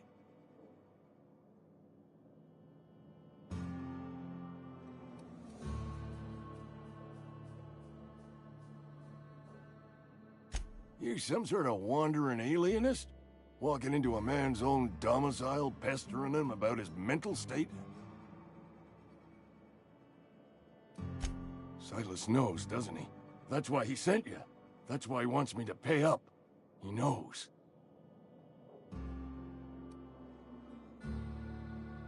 Sounds like he's already told you. You may as well hear it from me. I'm dying. I'm not long for this world. The date of my expiration is fast approaching, and soon I shall be ushered through the great cannery in the skies. Don't say that, Mr. Abernathy. You still got a couple decades in you. I'd steer clear, Ms. Holcomb. My affliction's bound to be contagious. It's plague. Has to be. Silas knows. He knows I got one foot in my grave, and now he wants to charge me for the other one.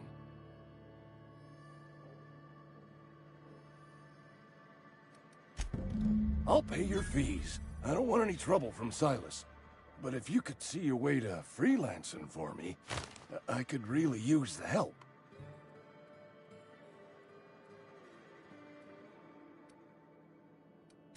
Couple hours out of your day and some light second story work, that's all. There's a cache of anthracillin tucked away in the old community center. Powerful stuff. Stronger than what we got, anyway. I need you to break in, nab that medicine, and bring it back to me.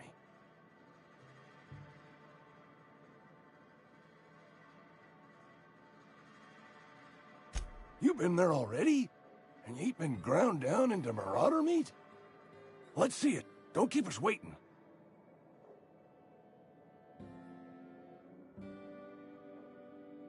Sweet life-giving nostrum. The first hit's always the best. Scratched together all the bits I had around the domicile. It ain't as much as you deserve, but it's all I got.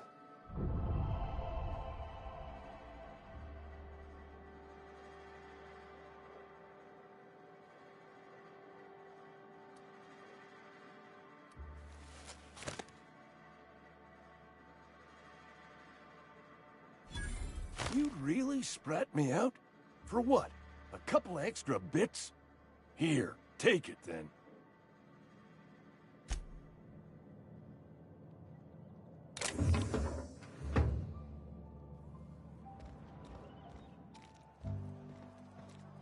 Sometimes I wonder what I'm doing with myself.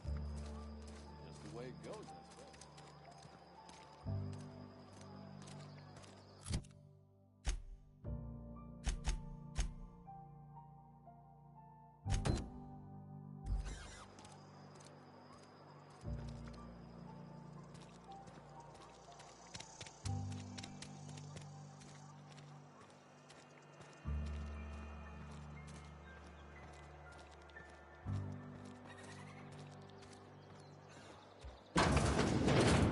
I cut my own hair. But Please don't touch anything. Your hands are probably crawling with germs. Physical hygiene recapitulates moral hygiene.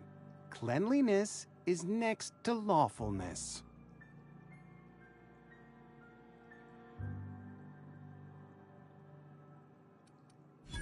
No, thank you. That's quite all right. I've seen enough body parts in my line of work. I'm Conrad. You will report to me if your hair fails to meet Spacer's Choice aesthetic standards. You will also report to me in the event of your death, whereupon I will clean and prepare your remains for interment. Ah, gravesite fees. Silas and I had talked about this at length. I thought I'd made it clear my pecuniary situation precludes the necessary restitutions. As broke as pie crust, friend. Bidless, indigent, destitute. I simply cannot afford it. I am a blemish on the prosperity of our fair settlement. When I expire, I expect Silas to toss my body into a ditch.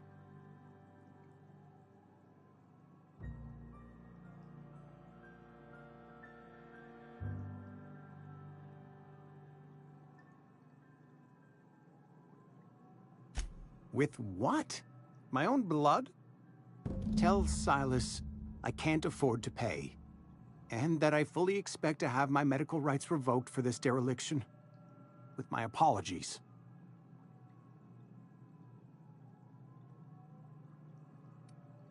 Not a bad idea. But I'd need some kind of collateral. My pair of lucky clippers! No, that won't do. Your idea intrigues me, but I'm afraid I don't have anything to give Silas. I'm open to suggestions.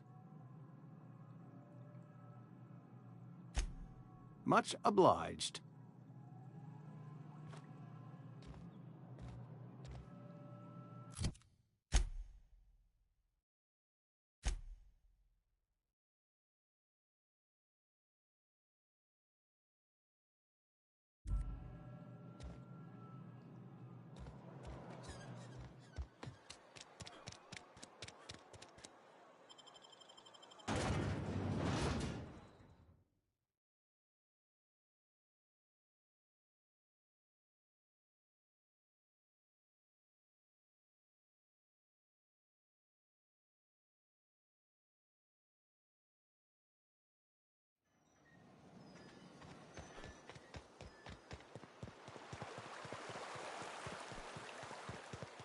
Hey, Miss Parvati.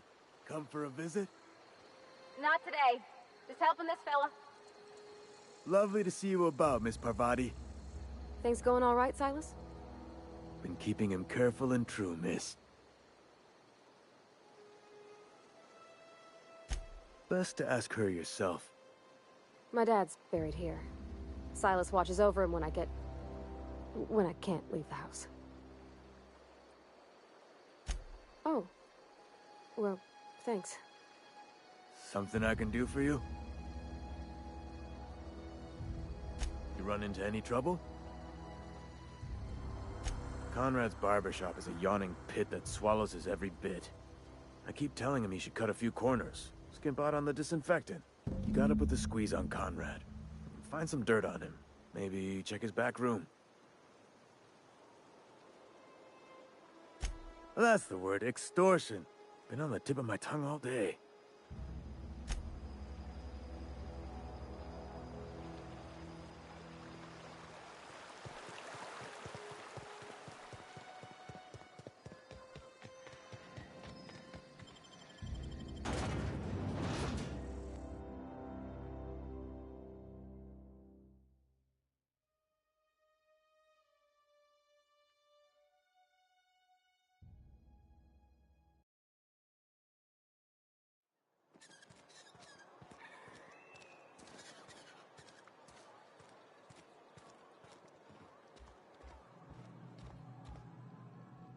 What can I do for you?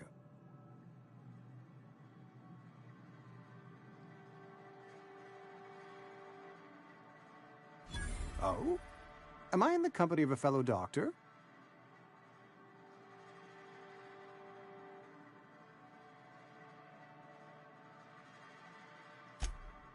I am a Spacer's Choice certified surgeon, and if you must know, I can stitch a severed thumb with a 58% chance of avoiding gangrene. Go ahead.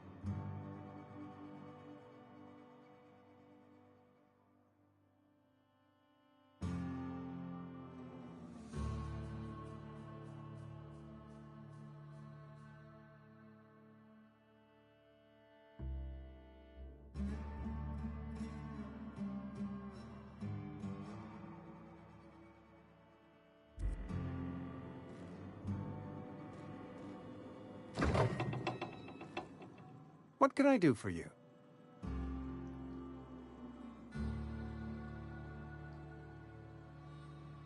You know about Eugene? How?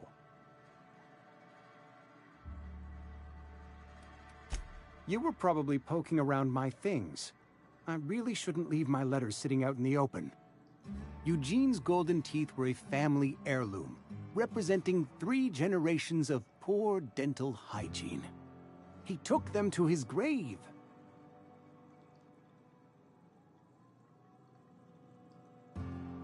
That's unthinkable.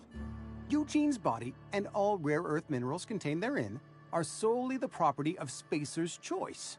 I can't ask Silas to dig up a man's body and pry a few teeth loose from his jaw just to pay my bills. Can I? Are you asking rhetorically? Because if you're being serious... Ugh, gross. Desperate measures, Miss Holcomb. Desperate measures. I'm going to have to ask Silas to dig up those teeth. It's the only way I'm paying my gravesite fees. Here you are. Gravesite papers affixed with my signature and an IOU.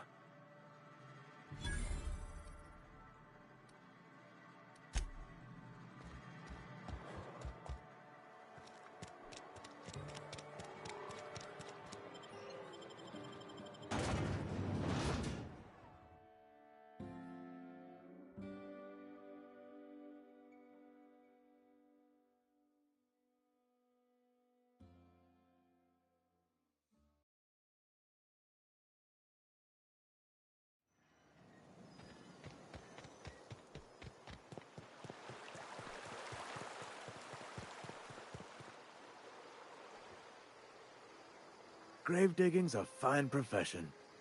Always work to be had, and nary a word of complaint out of your clients.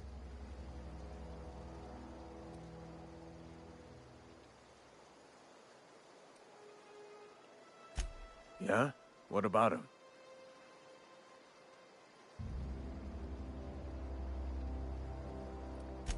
Yeah. Funny thing, Eugene's body ain't where it's supposed to be. The night we was supposed to commend his body to the earth, I had his grave all dug up and ready, right? And so I thought, I'll just rest my eyes a bit. When I woke up, his body was gone. Spirited away. Vanished. The footprints nearby suggested that Eugene was stolen by marauders. Or he rose from the dead.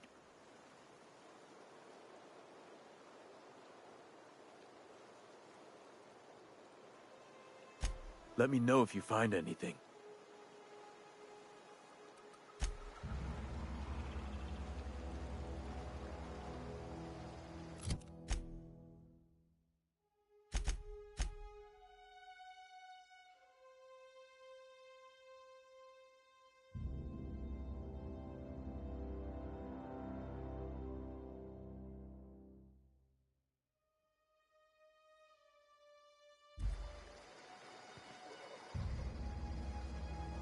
Something I can do for you? You run into any trouble?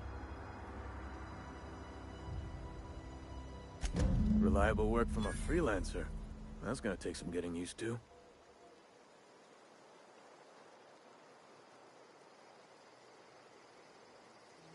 And I'll buy you a drink sometime.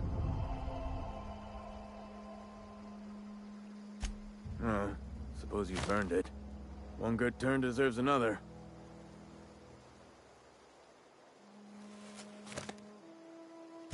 Abernathy was sick? With the plague? That's disgusting. I shook hands with the guy. What? No. If I knew he was sick, I would have had him reported. I needed his fees because of his name. A, for Abernathy. He was at the top of my list, you see?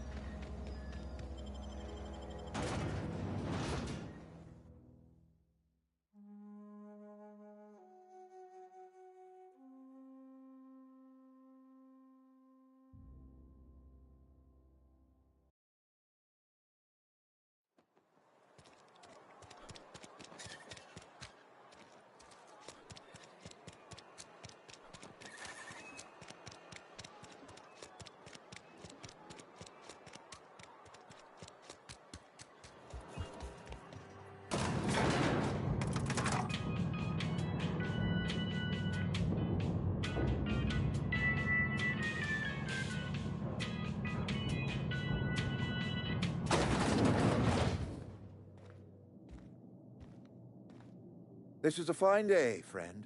Power flows through our town like a cool stream of water. I trust Adelaide's people have seen their way to reason. So, when can I expect them back at their posts?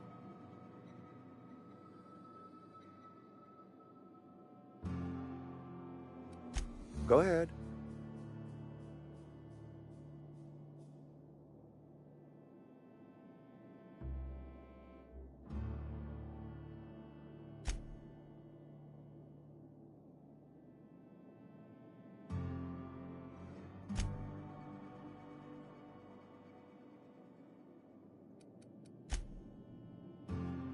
I appreciate what you've done for us. That's good enough for me. Adelaide and I have a history. Was unlikely she'd ever come back. But hope springs eternal. We are in your debt. I am authorizing you for a discount on all official Spacer's Choice products, courtesy of the people of Edgewater.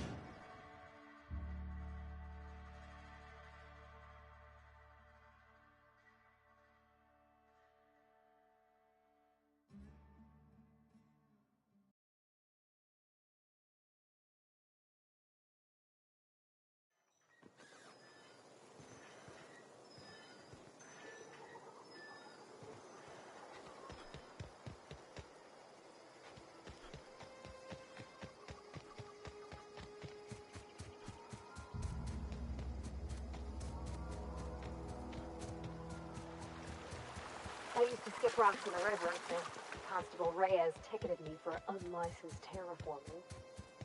I think she was jealous. She don't know how to skip rocks her own self.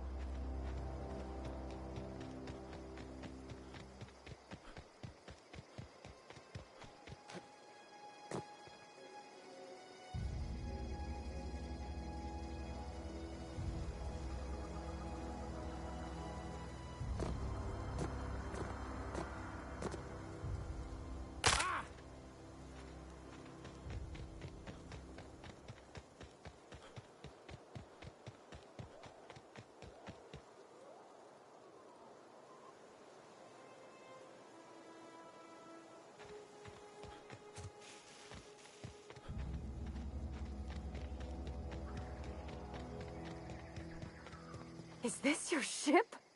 Oh my stars, she is just so handsome. Does she have a name yet? What's her drive model? Oh, gosh. Listen to me babbling. When I was in Edgewater, I dreamed of flying on a real ship, working on a real engine, belonging to a proper crew. I'm the only decent mechanic Edgewater's got, but every time I think of going back, I get this sinking feeling.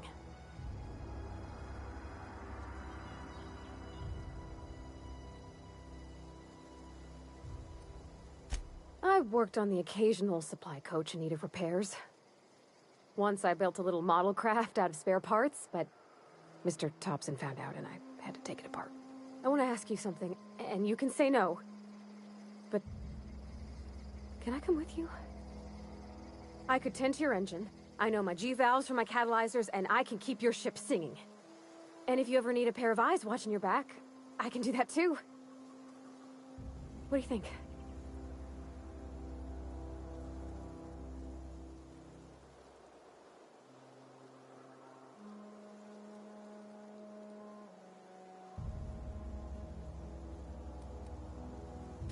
Yeah, I've been thinking about that. Edgewater was on the verge of collapse before you showed up. You sent them power, and now the town might see another season. You didn't know those deserters a thing, but you helped them anyway. Made sure they had a home to come back to. You ain't exactly a stranger anymore. You done some kindness hereabouts. I wouldn't mind following somebody like that.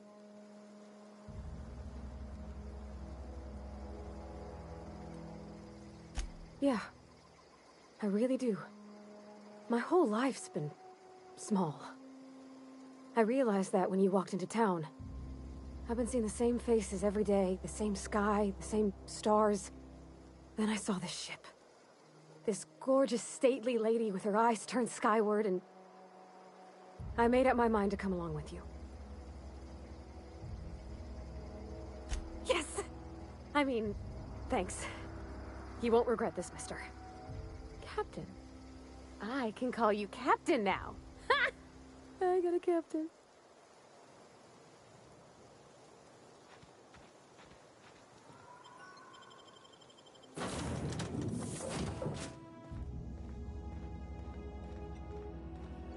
Captain, I have detected that Edgewater's power supply is now optimal.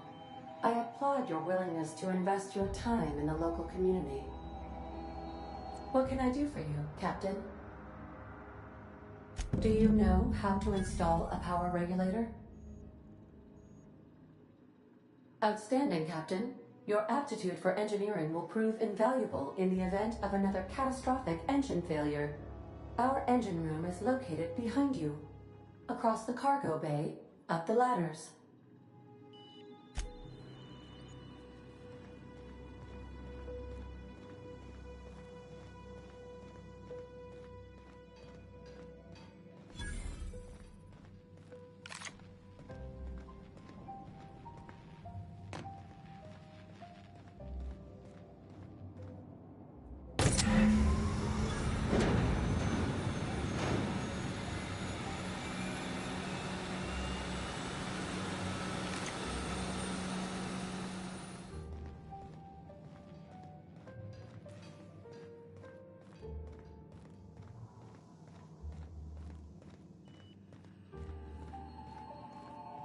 What can I do for you, Captain?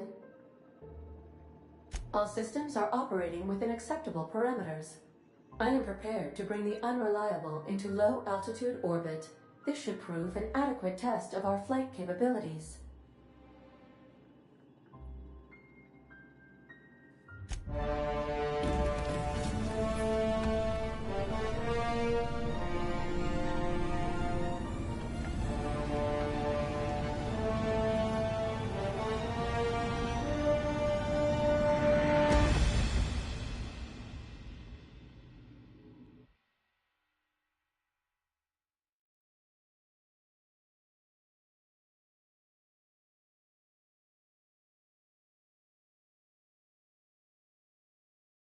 We have received a communication request from Dr. Phineas Wells.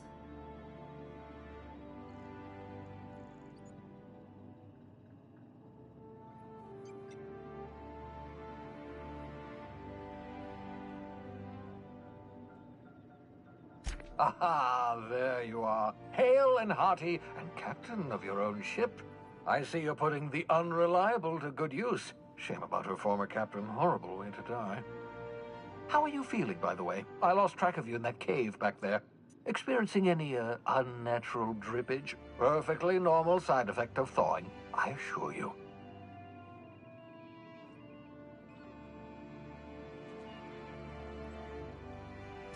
What you saw in Emerald Vale is happening all across the colony. Food shortages, lack of supplies, and basic necessities. We're dying. The chairman, the minister, and all their lackeys on the board are to blame. The Hope has some of the brightest minds Earth ever sent us. If we can revive the Hope's colonists, they can help us undo the board's mistakes. They can help us set things right. You need to get to Stellar Bay on Monarch. I have contacts there. They'll help help us, find the chemicals to revive your fellow colonists. Gladys Culkelly, lovely woman, runs a cozy little black marketing outfit on the Groundbreaker. She can get you a nav key to land on Stellar Bay.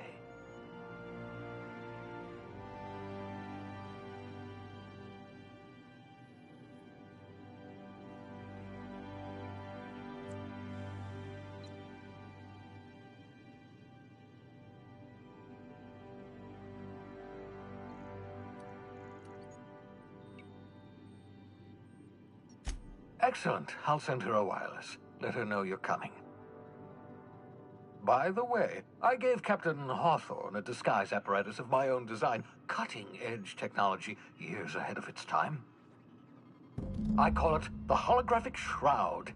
I'm sure it will prove remarkably useful to you. You'll find it in the captain's quarters. Excellent. I'll contact you once you've found a way to get to Stellar Bay. If you have any questions, come see me in my lab. And remember, don't trust the board. They'll try to win you over with promises of wealth and power, but it's a lie. The board's only interested in filling their own pockets. If we don't put a stop to them, they're going to run this colony to the ground.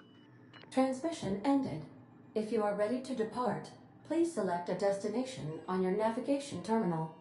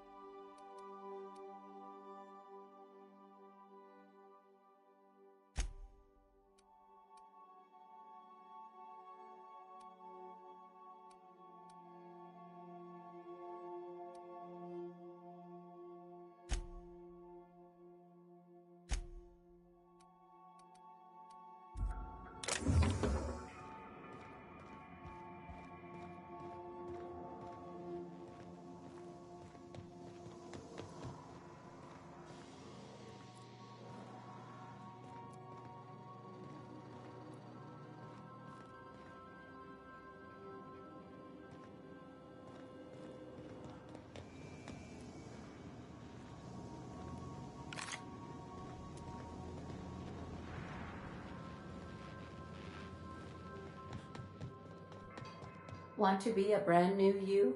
Try out our respecification machine. Alex installed it himself, right before he died.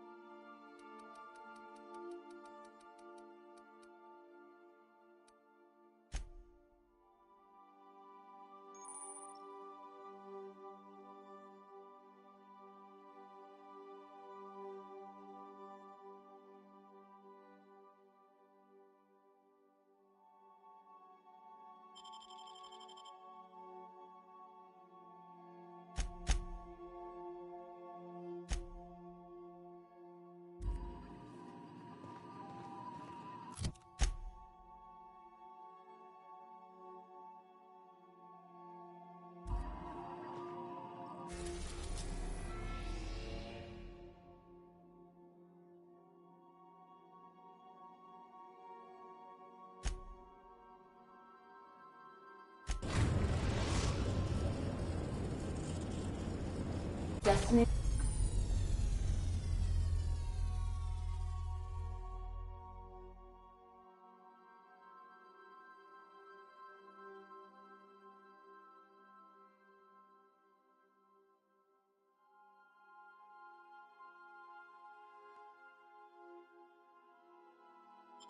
Mission reached.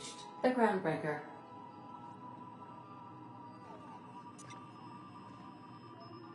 Welcome back, Captain. How can I be of assistance?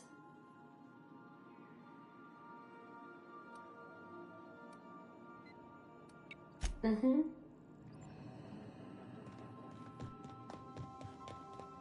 Can we talk?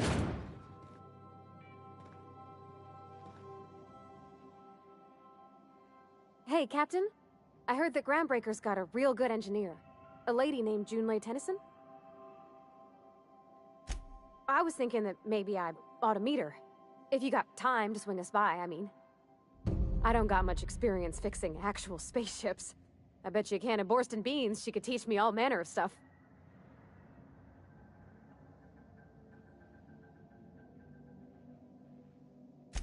Thanks, Captain. I'll be sure to make it worth your time. Did you want to talk about something else?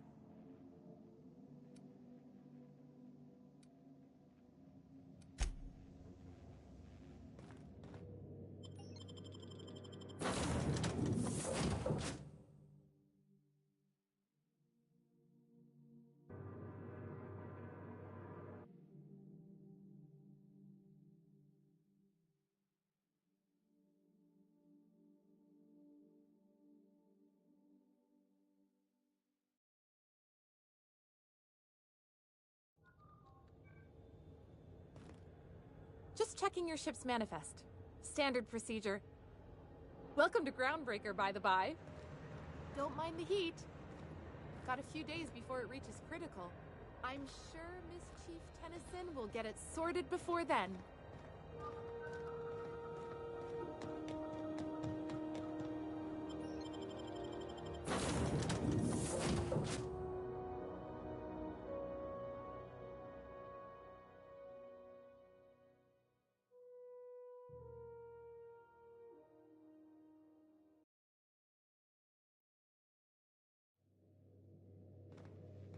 Please, would you kindly inform the crew that long chats with Ada are not required every time the captain leaves the ship?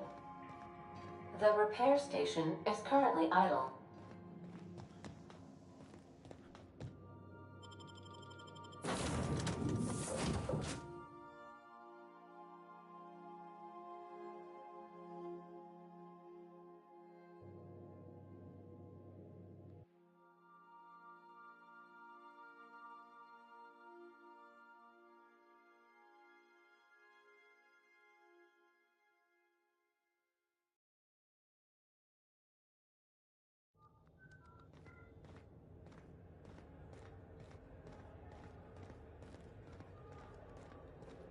That's not the point.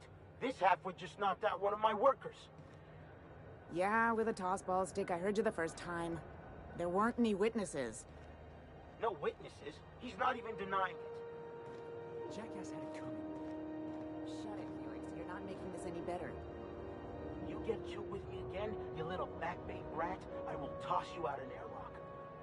This is the Groundbreaker, not Byzantium. You ain't the law here. I am. Now move along. I don't have time for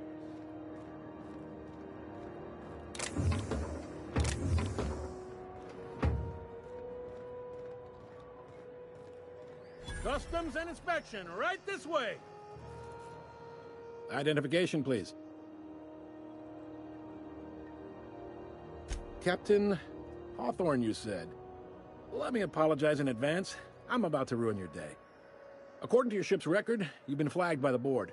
Your ship will be impounded until such a time as they see fit to lift it. But we've hardly been out of Edgewater long enough to get in trouble. Now, hold on. This isn't the end of the world. Probably. You'll want to take it up with Udom Bedford, our board representative here on Groundbreaker. His office is located along the starboard wall of the promenade. Shines like a Byzantium commode. Can't miss it.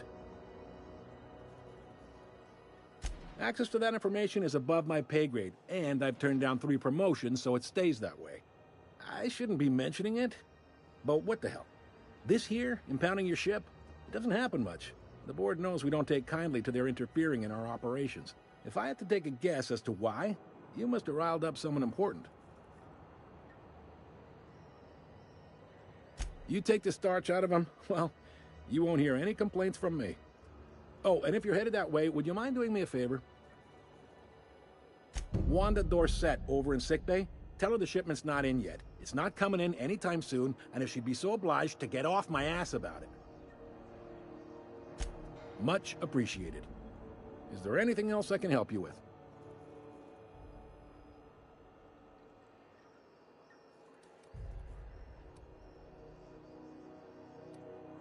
Be seeing you.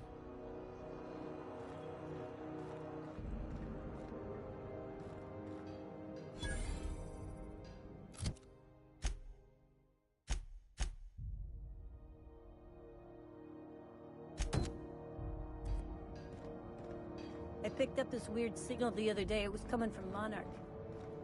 Here we go again. This one's Purpleberry Punch. You want a punch? We've got your punch right here.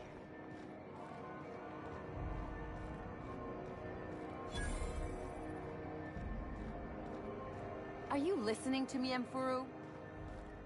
You can't keep me out of there. Dr. Fenhill? Can't say I've seen you before. I take it you're a freighter, Captain? If you're here to better yourself, you'll have to wait. We're having a spot of trouble with our delivery service.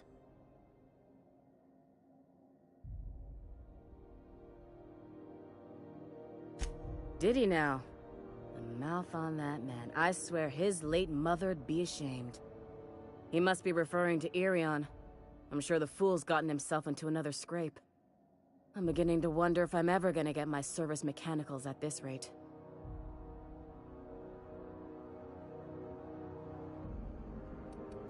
Surgery, mostly.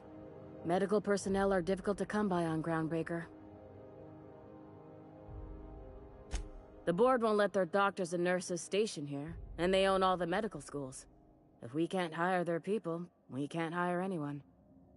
Everyone on staff here on Groundbreaker was trained by me or Idris. We're good, don't get me wrong. But we've only 2 heads between us, and we don't know everything.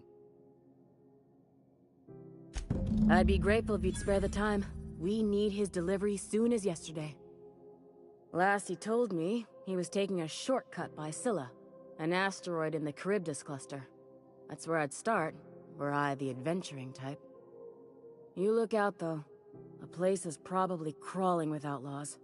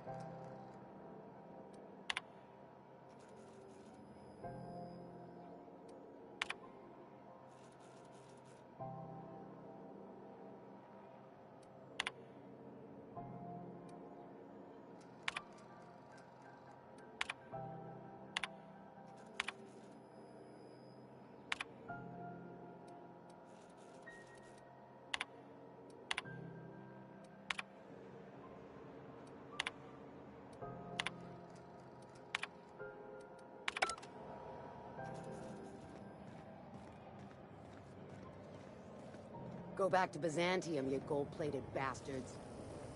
Have you seen this man? Reward offered for information leading to the capture of noted terrorist Phineas Browns. Report any sightings to your local board embassy. This is those XF411s? Junlei Tennyson.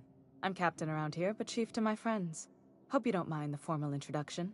Groundbreaker doesn't see many visitors.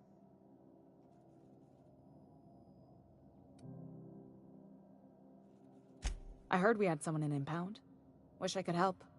I gave the bureaucrats a motive authority over freight traffic, and it rankles them good when I challenge it. Just so we understand each other, I'm the final word on the ship. The Mardits, the crew, the engineers, their family. I hope there won't be any problems while you're visiting.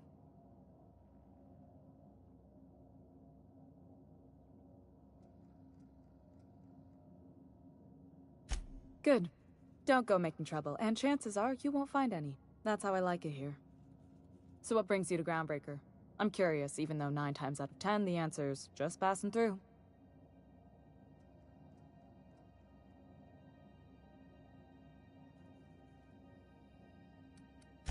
Statistics don't lie.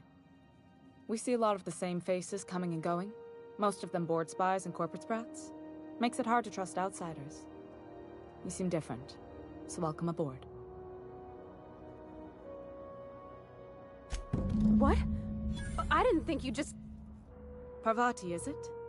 That's a lovely name. What can I do for you? I was just thinking, I haven't got much experience working with actual, real spaceships, Miss Junlei. Chief Junlei. Junlei is fine.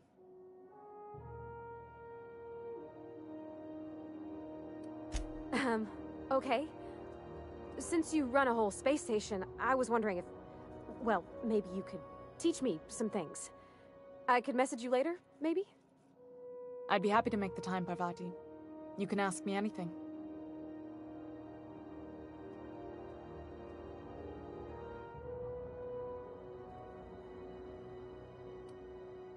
Wow, great! I'll do that then. Messages. Later. Oh, your name's pretty too. I should have said... Sorry. I like it. Honest. Sorry.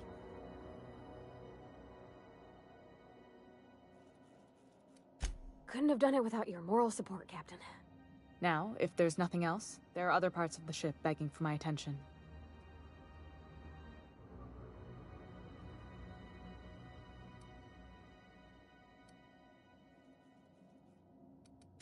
Groundbreaker's radiators need replacement parts. They're dumping superheated air into my ship. Only the board has access to new parts, and I won't let them swindle me into a corner. None. Every time I give in to the board, Groundbreaker loses its freedom. Soon there won't be anything left. I can't allow that. The board isn't helping, and my resources are spread thin.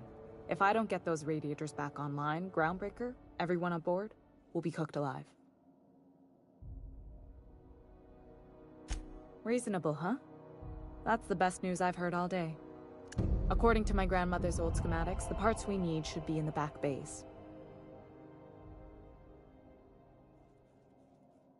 Hold on.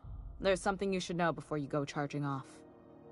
The back bays are on a lower deck, long abandoned and a haven for miscreants now.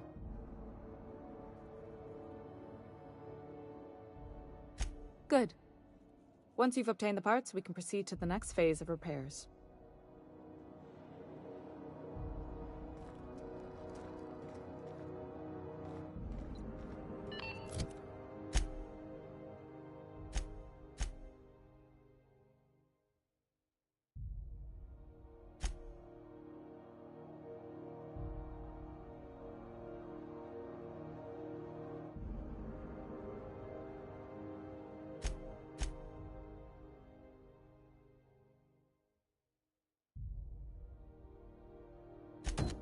This is Halcyon News. We interact.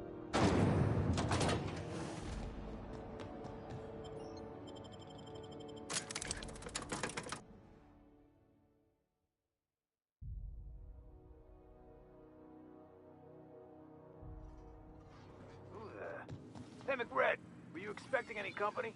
A neighbor from above approaches our realm. Back away now, or you'll parley with the king.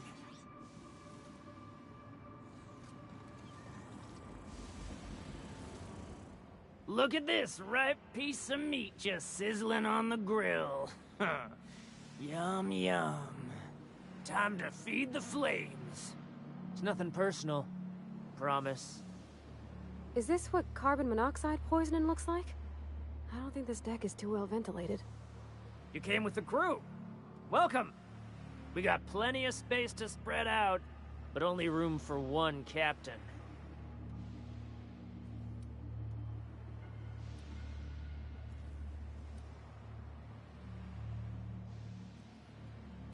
No one turns their back on me while I'm holding court. Get 'em, boys! Watch out!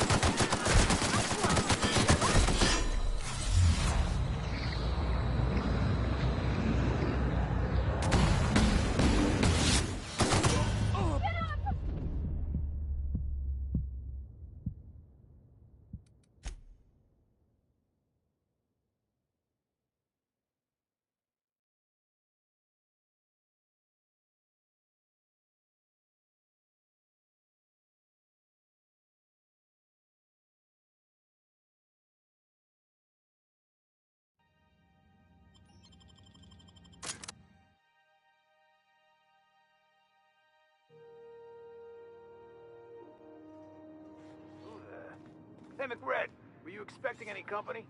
A neighbor from above approached...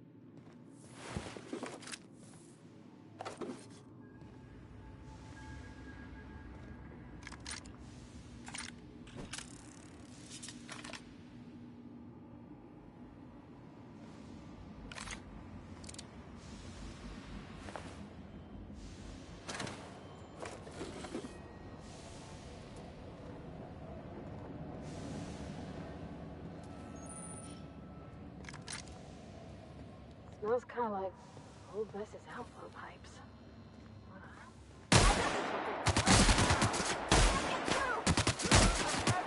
That's gotta hurt.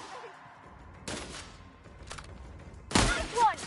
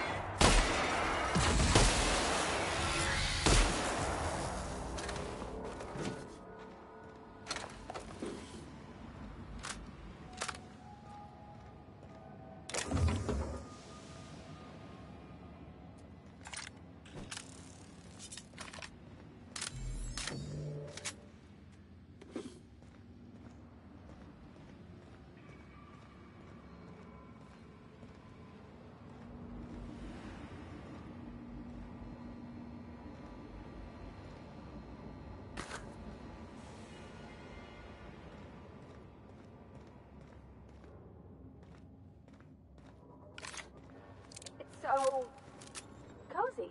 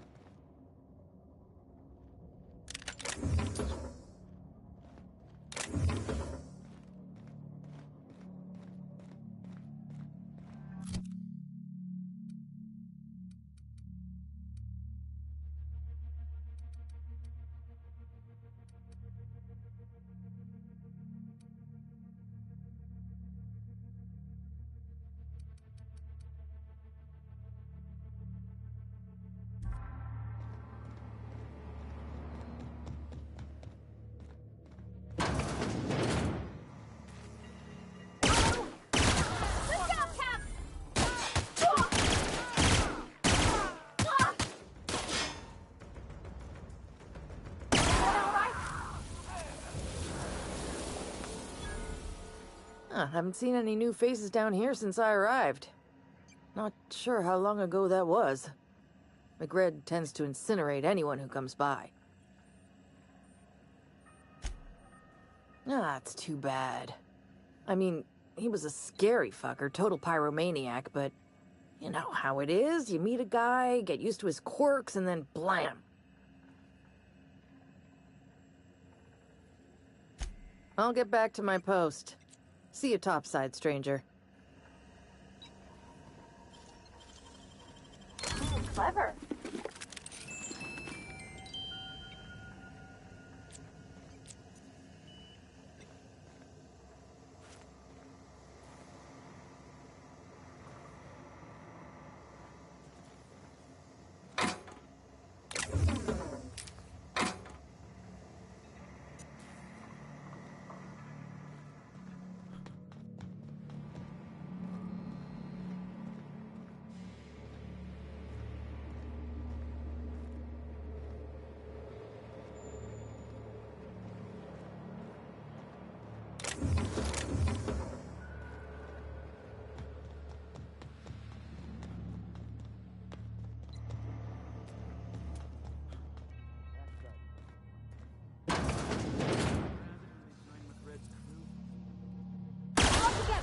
Mess him up!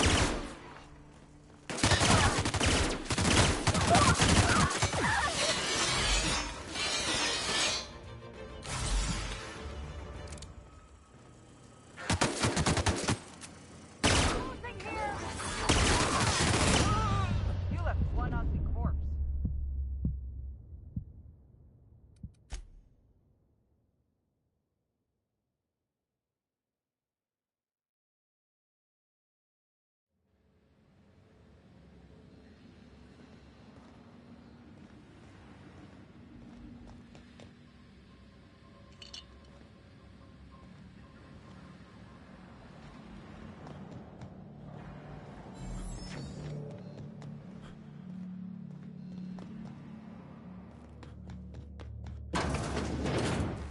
What the?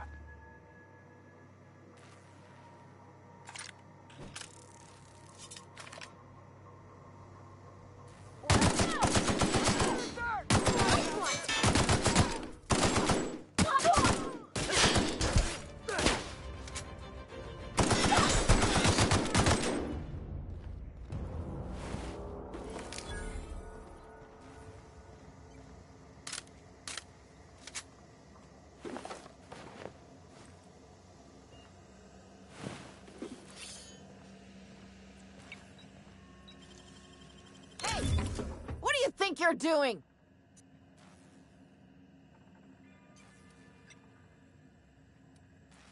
Just don't make any trouble for me, okay? Incoming!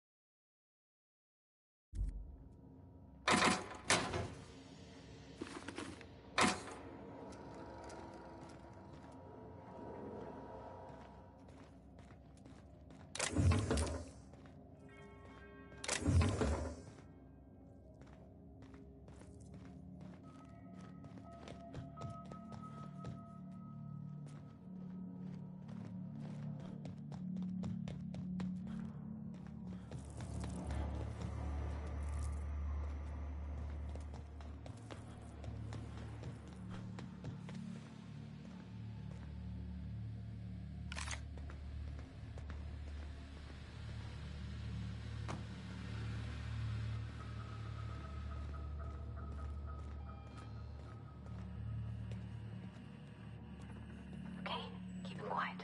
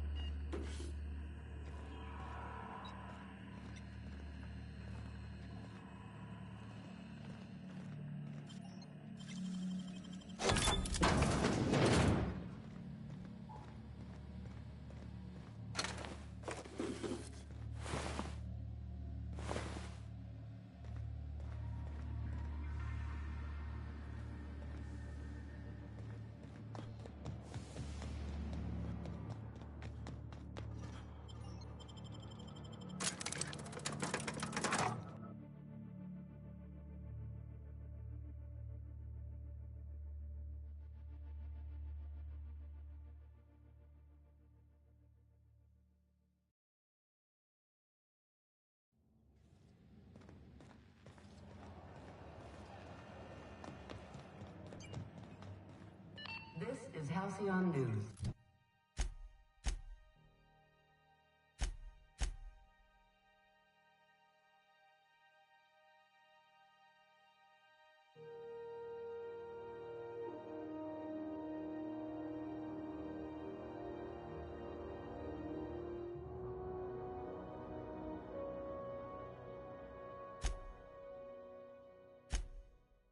We interrupt your regularly scheduled advertisement for the following story.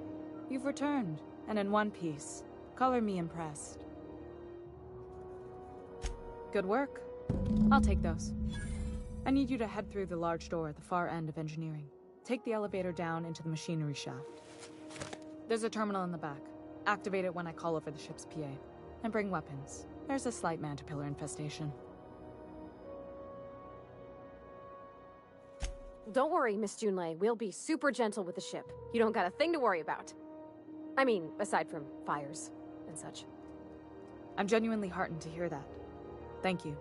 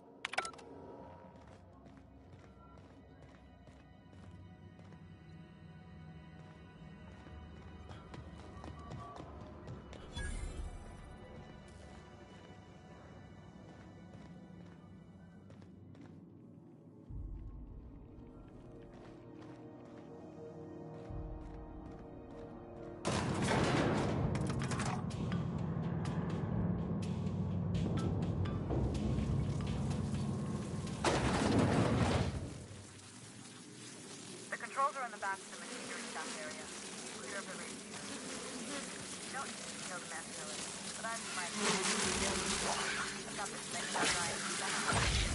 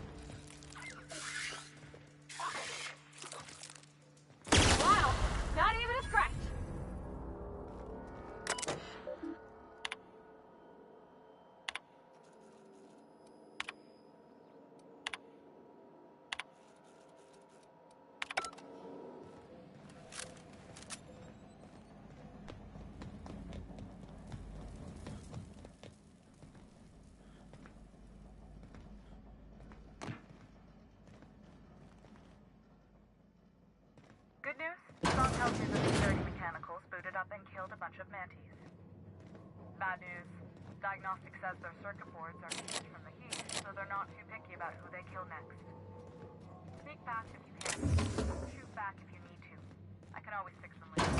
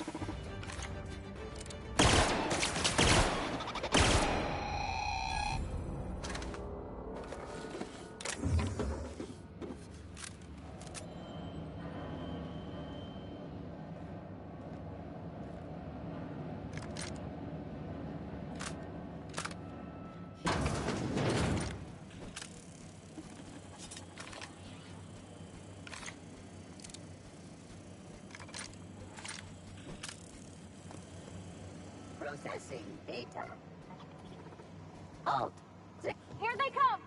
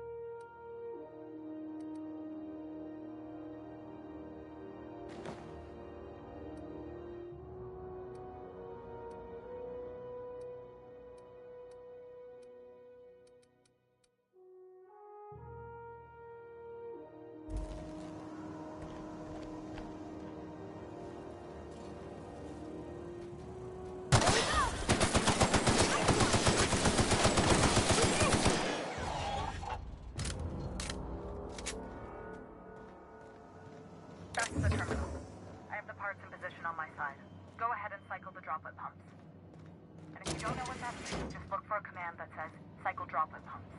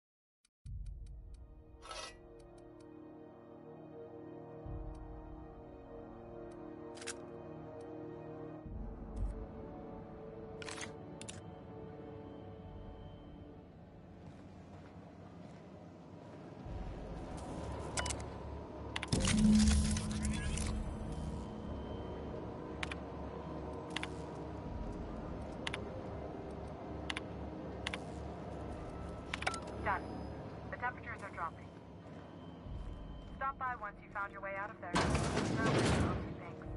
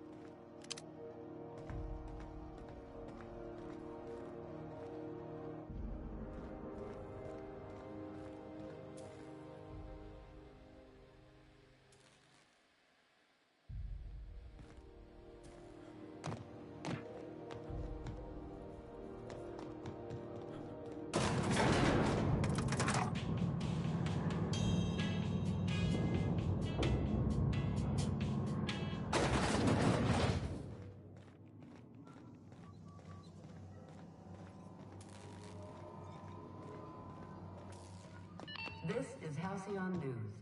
We interrupt your regularly... My boards are returning to green. What a weight that is off my shoulders.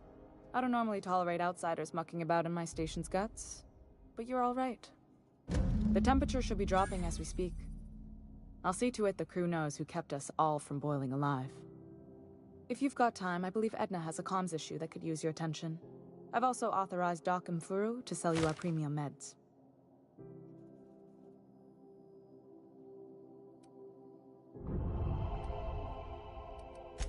Frustrating.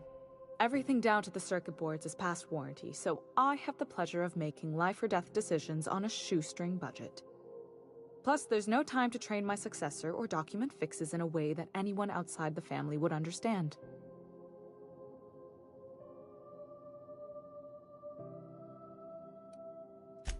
Oh, gosh.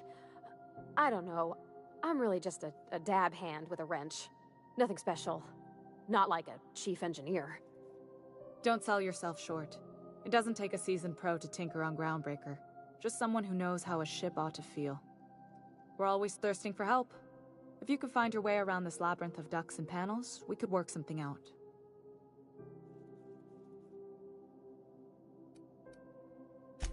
You've got my attention.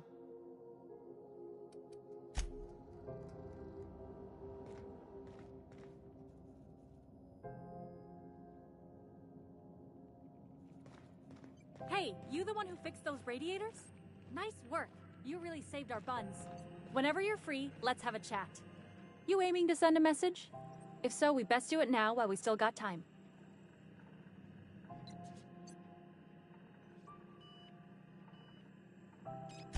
Me? No. But our relaying capabilities? That's on the final countdown. We're going offline in 3, 2, 1.5... No. Wait, I've lost track of my weeks. Maybe it was 36 or... sometime dire soon. Our primary relay station's soon to be occluded by a gas giant. Happens every 40 years or thereabouts.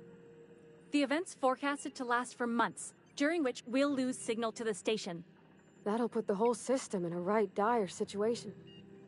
We've got backup auxiliary relays, but the one currently in orbital range went offline some months ago. We can't spare people for routine maintenance. Yeah, I'm working on it. I finally got the chief to approve the budget for a diagnostic expedition. But allocating the personnel loss for sending a technical team to the relay station keeps getting denied by Junlei. The chief.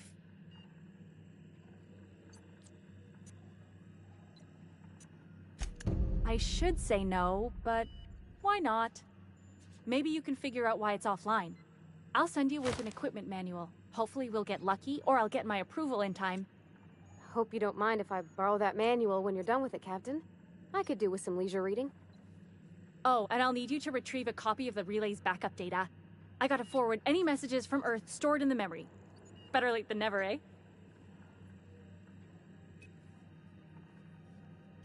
It's not like they're in high demand. Most tend to be adverts on new products, meaning only folks in Byzantium can afford them. I'm sure the station's got a stack of junk messages just waiting for me to sort through.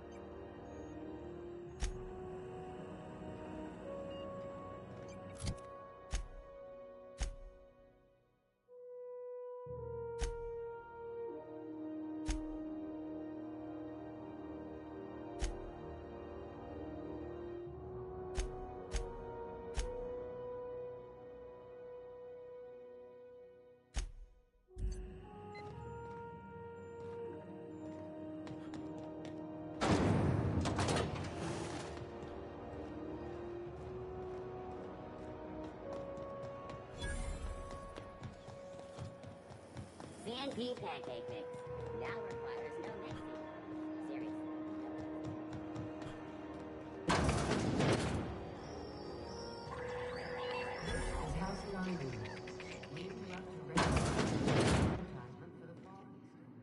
Bless my heart.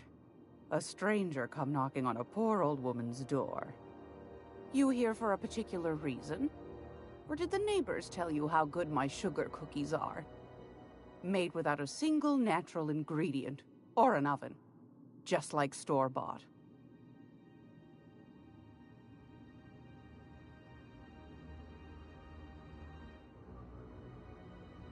Those have been the height of illegality since Stellar Bay turned their noses up at the board. You and I could be thrown to the void just for discussing such a transaction. Lucky for us, Groundbreaker's a free port. We're outside of the board's control. For the time being, at least. Now, I only have the one nav key. And they're hard to come by these days. It won't be cheap. If you find yourself lacking in the bits, I might have an opportunity you'd be interested in.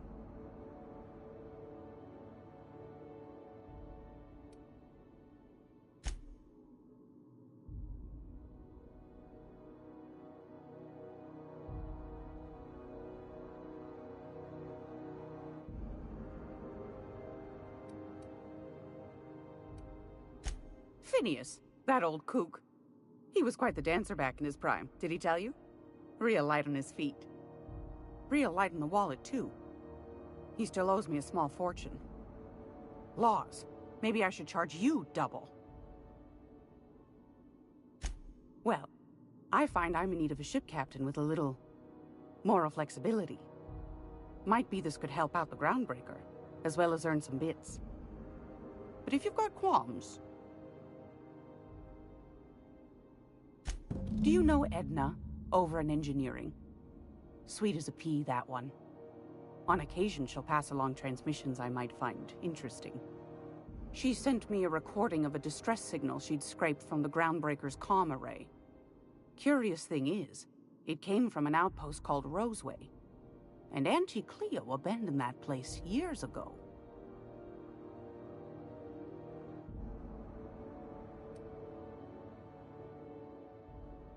Can't say I know for sure. Maybe it never really was. Comm centers don't operate themselves, Captain. Someone had to have sent that distress call manually. Those corps are cleverer than all get out. Might have been a ruse to keep the rest of the board from sniffing around.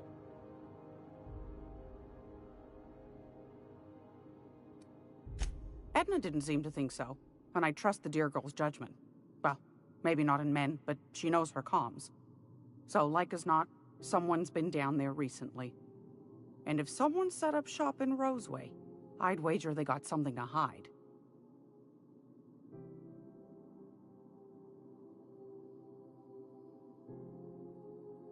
Maybe whatever they're hiding went to heck, and now they need a few spare hands to clean up the mess. If you should find a secret worth selling, might be I could find a buyer. Corporate bigwigs will pay top bit for inside information on their competitors. The more we got the corps fighting each other, the less time they got to meddle in our affairs.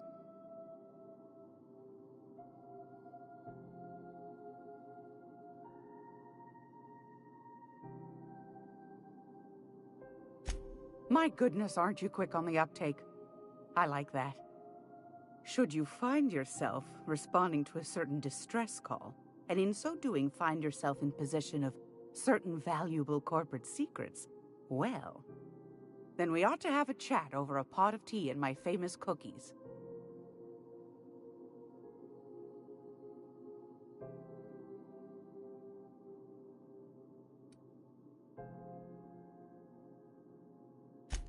Law bless your atoms. Here's a copy of the SOS recording, complete with the coordinates. Don't forget to come find old Gladys when you're done.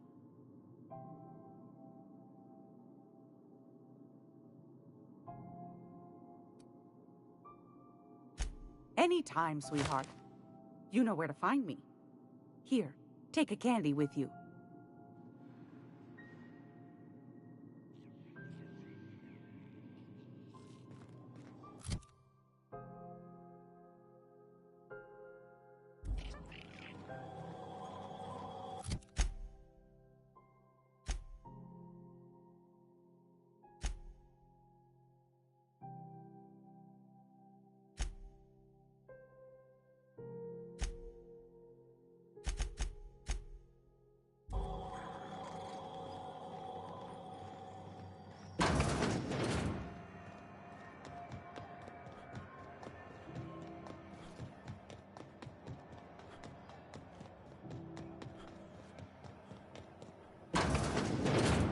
I'm just gonna hang in the back and try not to touch anything. We interrupt your... Ah, yes. Wheeler messaged me you were coming. He must be the captain of the Unreliable, a vessel that used to be helmed by one Alex Hawthorne. And you are not he. Has something happened to my favorite scruffy freelancer?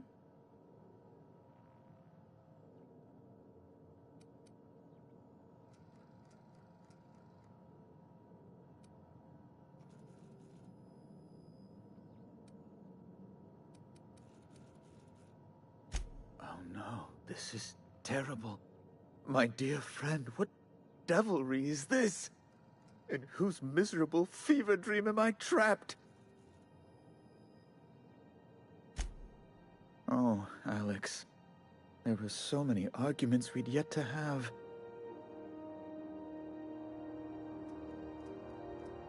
He was my dearest friend. My only friend. You have his ship, you must know. That picture of us on the promenade, me hugging him, him wincing. I keep a copy beside my bed. Did he?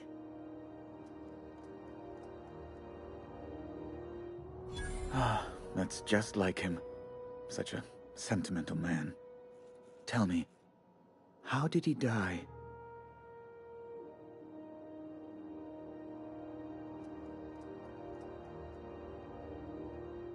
No! How dreadful. That was always Alex's greatest fear, you know. Devoured by those fiends. Becoming one with their droppings.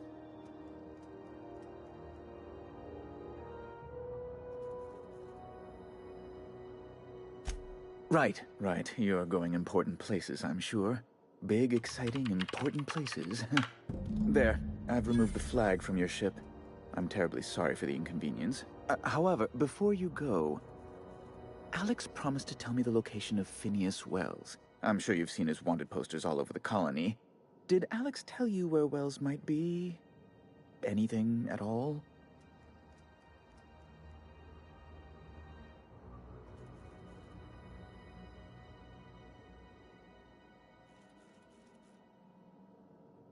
You haven't read the posters? He's a terrorist, a thief, a madman. It's really in the colony's best interest that we stop him before he does further harm.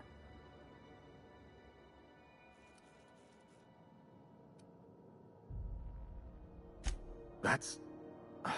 well, that's just terrible news. Law, what am I going to do now? The board will have my head. Oh, I'm sorry.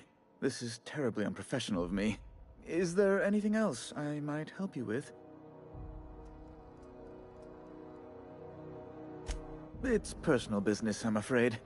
Miserably, terribly personal. Information on the whereabouts of Phineas Wells would go a long way. It's... well, it's my white whale, I suppose.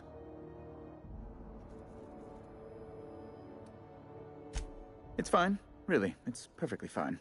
I understand. Now, if you've nothing else, please see yourself out. I'd like to drown myself in work.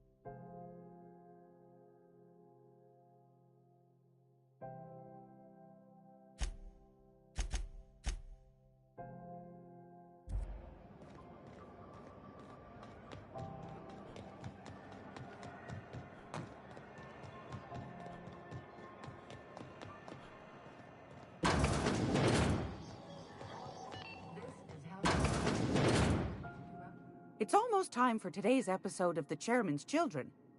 Care to listen with me?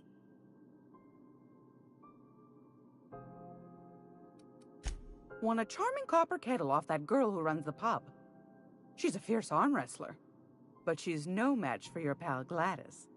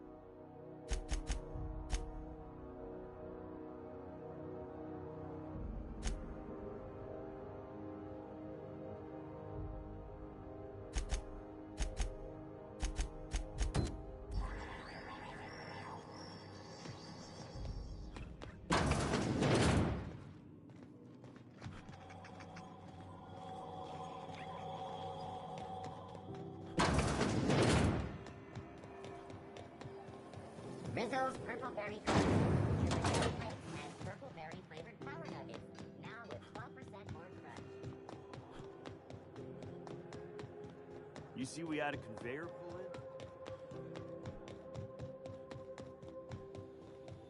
Hey, you got a second? Hey, we don't know each other yet, but I'm Felix Millstone. I was in the middle of a little discussion with the local authorities when you passed me by. I noticed your ship in port. Got to thinking you might be looking for some crew, so I wandered by, just to take a closer look. Gotta hand it to you, boss. That's a fine-looking ship. Only thing it's missing is me.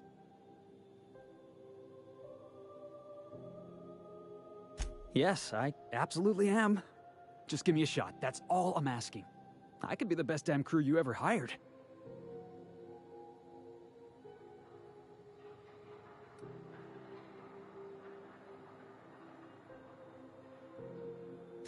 You're serious? You're giving me a shot? All right. Hang on. I put together a little speech, just in case you asked. Hey there. I'm Felix Millstone. I have prepared a list of reasons why I believe you should hire me to join the crew of your ship and/or outlaw gang.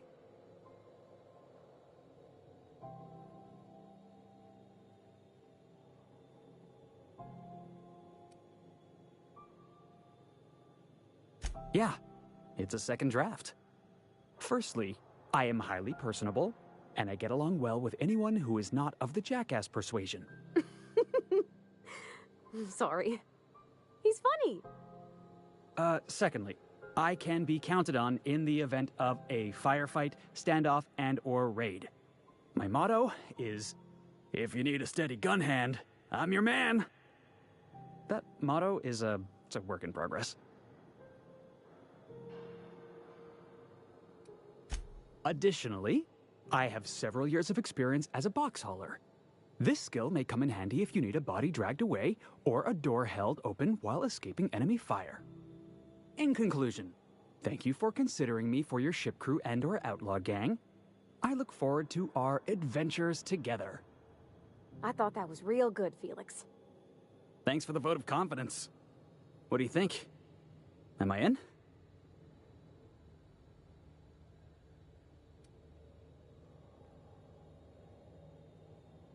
The fun kind? I mean, what else do you do when you got a ship of your own?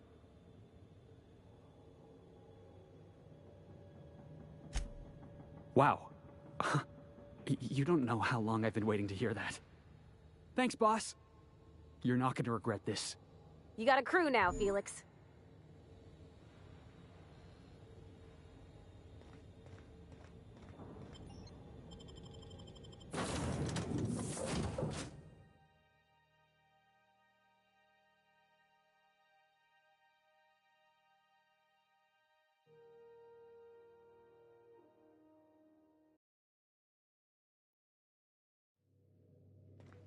Ah, your face is a sight for sore ocular processors, Captain.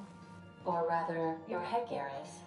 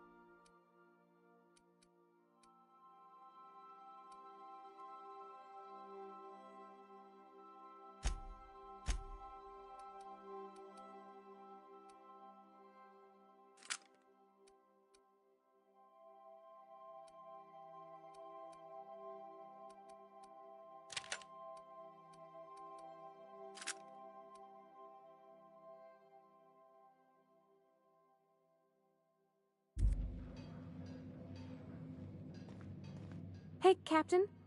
Can I get your temperature on something real quick? So, Junlei and I have been talking some. Through messages. I got him here on my data pad, and well, she sent me a poem. One she wrote her own self, I'm pretty sure. I don't know if I should read into it.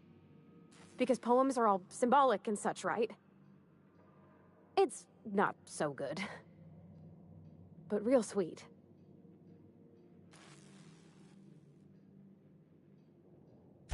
Oh, law. That's what's got me spooked. I don't rightly know. It's about this engine that's been shaking itself apart. Then this lady mechanic comes by and lays one hand on it. The trouble goes away. It sings. I don't want to get too hopeful, but I'm wondering if maybe she's the engine and I'm the lady? It's a real romantic poem. It made my chest hurt, kinda.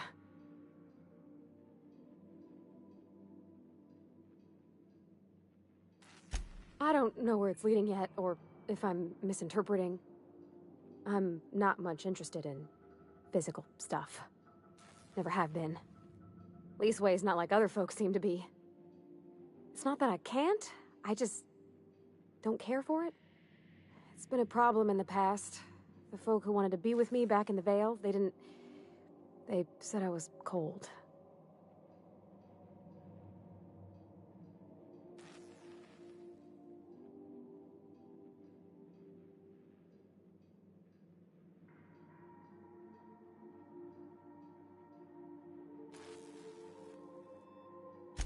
Thanks, Captain. That makes me feel a touch better. I actually had another message from Junlei. I just couldn't work up the courage to open it. But I'm gonna change that. Right now. Okay, here we go. Let's see here. Talking about old friends, got to thinking... Isabel? Who's Isabel?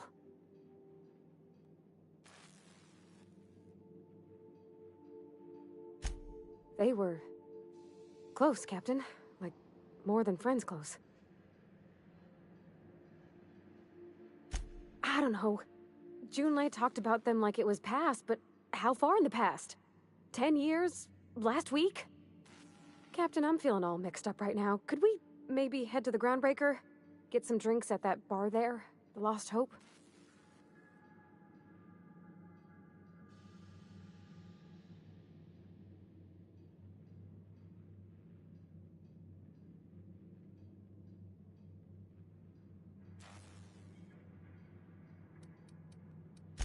Maybe for you. I start thinking about all the things she could say and my guts start crawling up my throat. I'm full serious. Next time we're on the Groundbreaker, I aim to get a drink. If I got to, I'll do it on my lonesome. But I'd feel better if someone I trusted was there.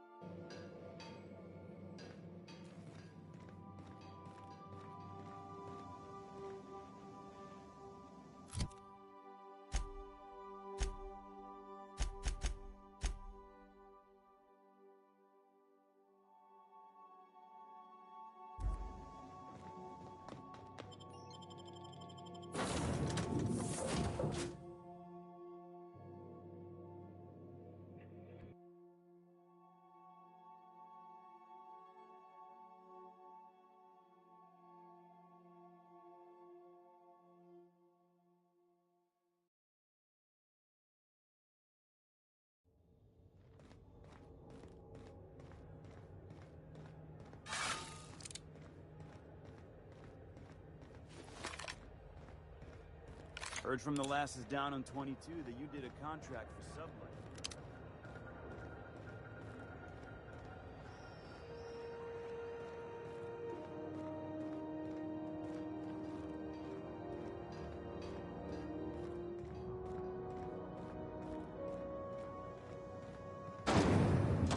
Rizzo, Lemon, Slap.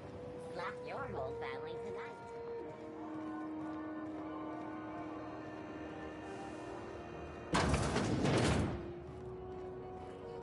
So, how's this work? Interrupt your Do we regular... get a table? Stand in a corner?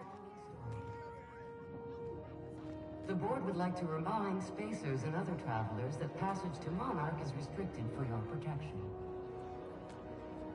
Canyons of acid and sulfur rain are the least of the horrors plaguing the surface of Monarch. Okay, so what are we drinking? You're the expert? Oh, and don't worry on the price. I got this. Let's just do it proper.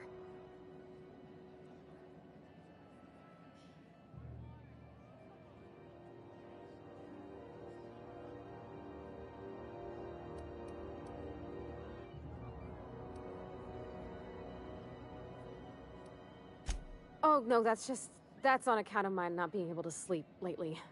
Makes my hands all twitchy, you know? I've just been lying awake, thinking about what Junlei said, and feeling my heart shake.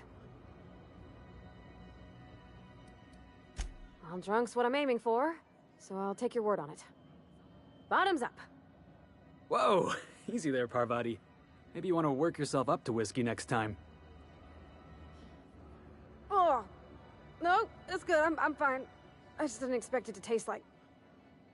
Oh, propellant. Oh, stars, I can feel it settling. Oh, Captain. I'm pining for Junlei something fierce. What am I doing?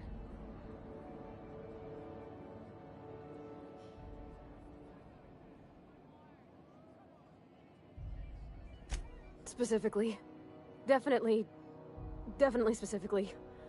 Oh, why'd I drink that? I mean, just with Junlei. I don't know what to do about us.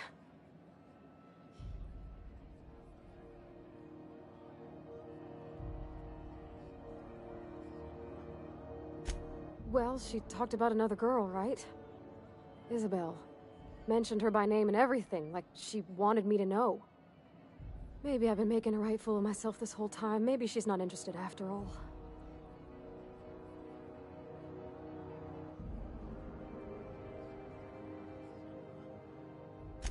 It was real long and rambly. She was telling me a story about her dad, how a lady named Isabel did all sorts of things to try to win his favor. This Isabel lady never quite managed to get her dad's approval, but they carried on anyways. Made something good out of a bad situation. Then it all went down the tubes. Do you think Junlei still has feelings for her?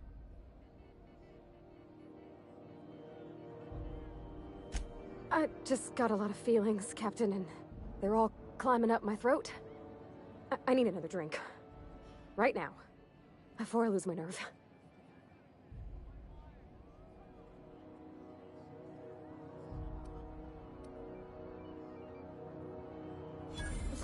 Water's for cowards. Okay, maybe you're right. I am a little woozy. Hydration, here I come. Good thinking, boss. You just saved Parvati a whole lot of trouble. Shush you. Captain, I want to talk to Junlei all the time. Even about silly things, but I'm so scared. Figuring feelings ain't so easy as saying words, Captain. Someone so brave as you, well, you can't understand. Does she think I'm as pretty as I think she's handsome? What if she doesn't like me? What if she does? What if she's still got feelings for that lady, Isabel? What if we get together and she gets bored of me?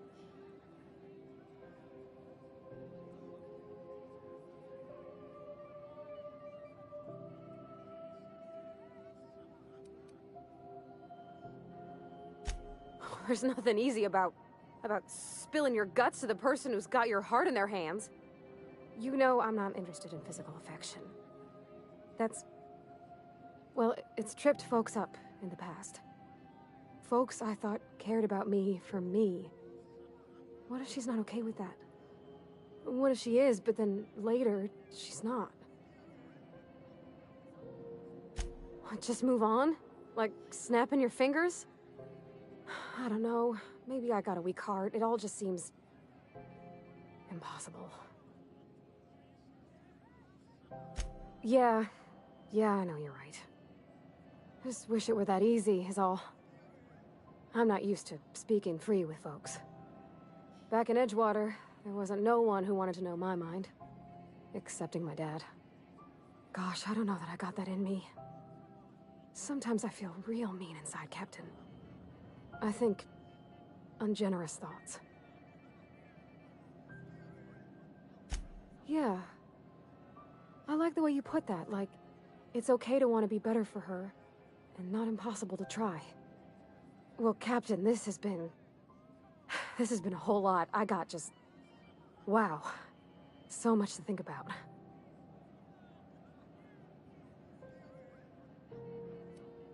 Do you think I should ask her on a date?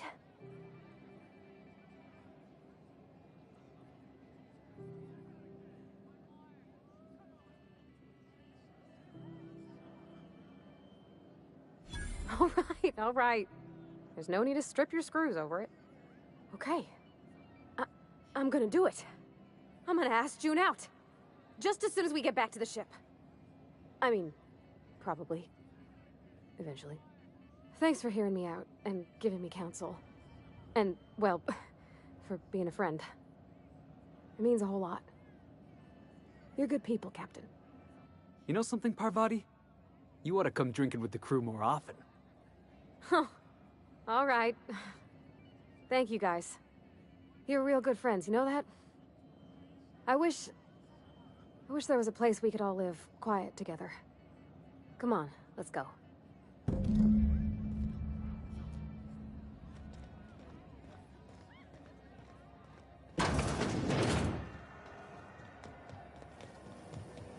Rizzo, Ranger 1, after Jace the Rainbow.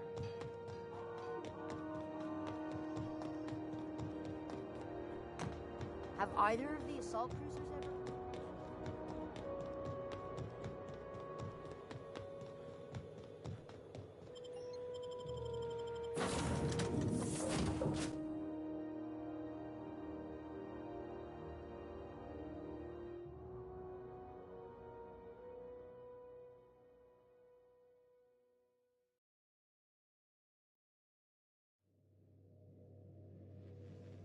Did you bring me anything? New parts? Last weekend's crossword puzzle? Prefer. Hey, Captain. I hope I wasn't too much bother at the bar. I did have fun, and I tried some things I never would have otherwise. Though, that whiskey did give my head aching something fierce. Feels like a primal's chewing on my skull.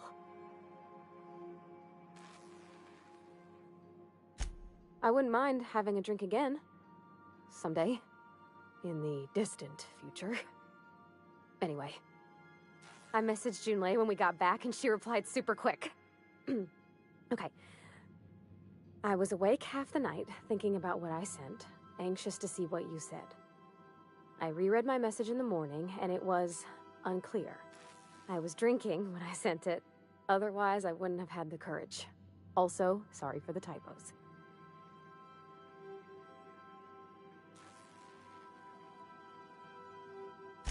I've ruined things in the past because I didn't say things I should have, like, I've met someone who's become special to me.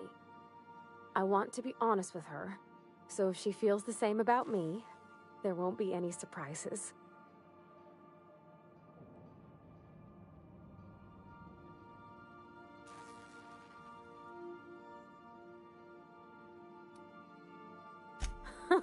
Yeah. In my defense, it's not like June was all too clear about what she was trying to say. She still ain't. I ought to go write her back. I mean, I already did. Twice. But anyhow, thanks for taking me out, Captain.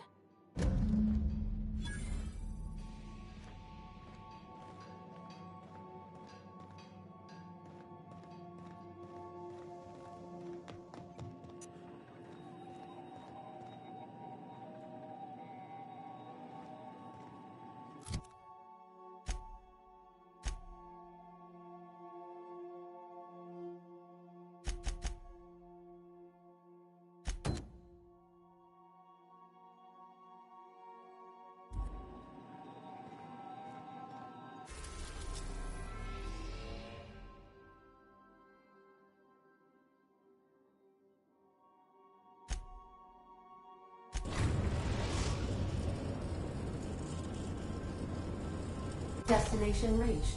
Scylla.